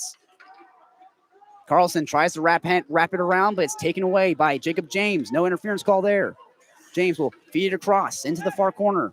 Near corner, pardon me, in the Cougar zone. Only about 30 seconds left in this final frame. Cougars down by 3. A shot on goal that went over the head of Alexi Cool into the neutral zone. Secord will draw it back. The Vikings just trying to watch the final few seconds tick off this period. 20 seconds left. Secord makes a man miss. Here he comes through the neutral zone, past the red line. breaks into the zone. 14 seconds left. Cougs down by 3. Nick Woodard goes to play it. And will come up with it here on the far wing. Backhanded out, kept in the zone by Aaron James. He'll feed it across for Hunter Smith, who whiffs on a slap shot. And that's will do it, ladies and gentlemen, for the Collegiate Classic in Winthrop, Washington. The Vikings win this game 5-2 with a late push in the third period to kind of sail away with it here at nights in Winthrop. Well, Western is now 3-0 against WSU this season. 2 very close games. I would call this a close game, but I gave credit towards the end of that game for WSU for not quitting. As it was, despite it being a 3-score game, they kept their pedal to the metal and kept on fighting back, regardless if they couldn't get some goals on Miranda towards the end there. Also, you have to give credit where credit is due, as the Vikings, they never took their pedal off the foot, or their foot off the pedal. Is my apologies, but like the whole entire time, even those last 15 seconds, they're still trying to get shots up, trying to get some opportunities going, and just overall a very good game for the Vikings and a very good game, fun game for you and me to watch, Smitty. A bittersweet ending to the Cougar career of number 28 defenseman Nick Woodard. He began his Cougar career back in 2019, switched his degree to civil engineering, even got his pilot's degree got his pilot's degree in 6 months. He's been an academic weapon for the Cougs, and he was absent from the team for academic issues, not because he was struggling in the classroom, but because he was trying to focus on his degree. And then, of course, came back for the Cougs for this final half of the season, and he's been a difference maker on the ice. But, ladies and gentlemen, that was the last game that you will see Nick Woodard in a Cougar jersey. He will graduate during the Eastern Washington series that the Cougs will play in December 5th and December 6th. So this is the last time that the Cougs will take the ice with the 6-year student, Nick Woodard. Well, I know how much they love the guy. We love him. And a quick little just thank you for Nick Woodard and for everyone at home. Just a quick little thank you for Nick Woodard, as he did a lot for this team this year. He fought back. He was a captain about 2 years ago, still wanted to play hockey despite having a very hard major. And he just did a very good job in this game. I know the boys will treat him well tonight. And just overall great farewell for Nick Woodard. The Cougs will get ready to play against the Eastern Washington University Eagles on December 5th and December 6th, their last 2 games of 2025. And then they'll head into 2026 playing against the University of Washington at the Toyota Center for 2 games, one of which is a scrimmage. The other one is an actual Pac-8 matchup. And then, of course, they will go to play against the Western once again in Cheney, Washington. We'll also play against the Utah Valley in Cheney as well the next day. They'll play against the University of Montana in January. And then, of course, they'll head down to San Diego to play against UC San Diego to kind of close out the month of January, their first few games in 2026, as the Cougs and the Vikings get ready to take some pictures here down the ice, trying to show off the tarps that the Cougs have on tonight. We mentioned we were talking about them quite a bit, these black tarps with the crimson shoulders, crimson stripes on the elbows and on the hips. An absolutely beautiful jersey combination for the Cougs tonight. And it'll be sad to see that they most likely will not rep these jerseys outside of the Collegiate Classic tonight. Well, just overall, great. Even Western Washington's jerseys were super cool. Obviously, they're getting the pictures for it right now. I had a lot of fun, a very cool outdoor game. It's cold out, and these guys are ice cold. It was a fun game to be outside for. Overall, just a very good game. Cool jerseys, cool weather, cool game.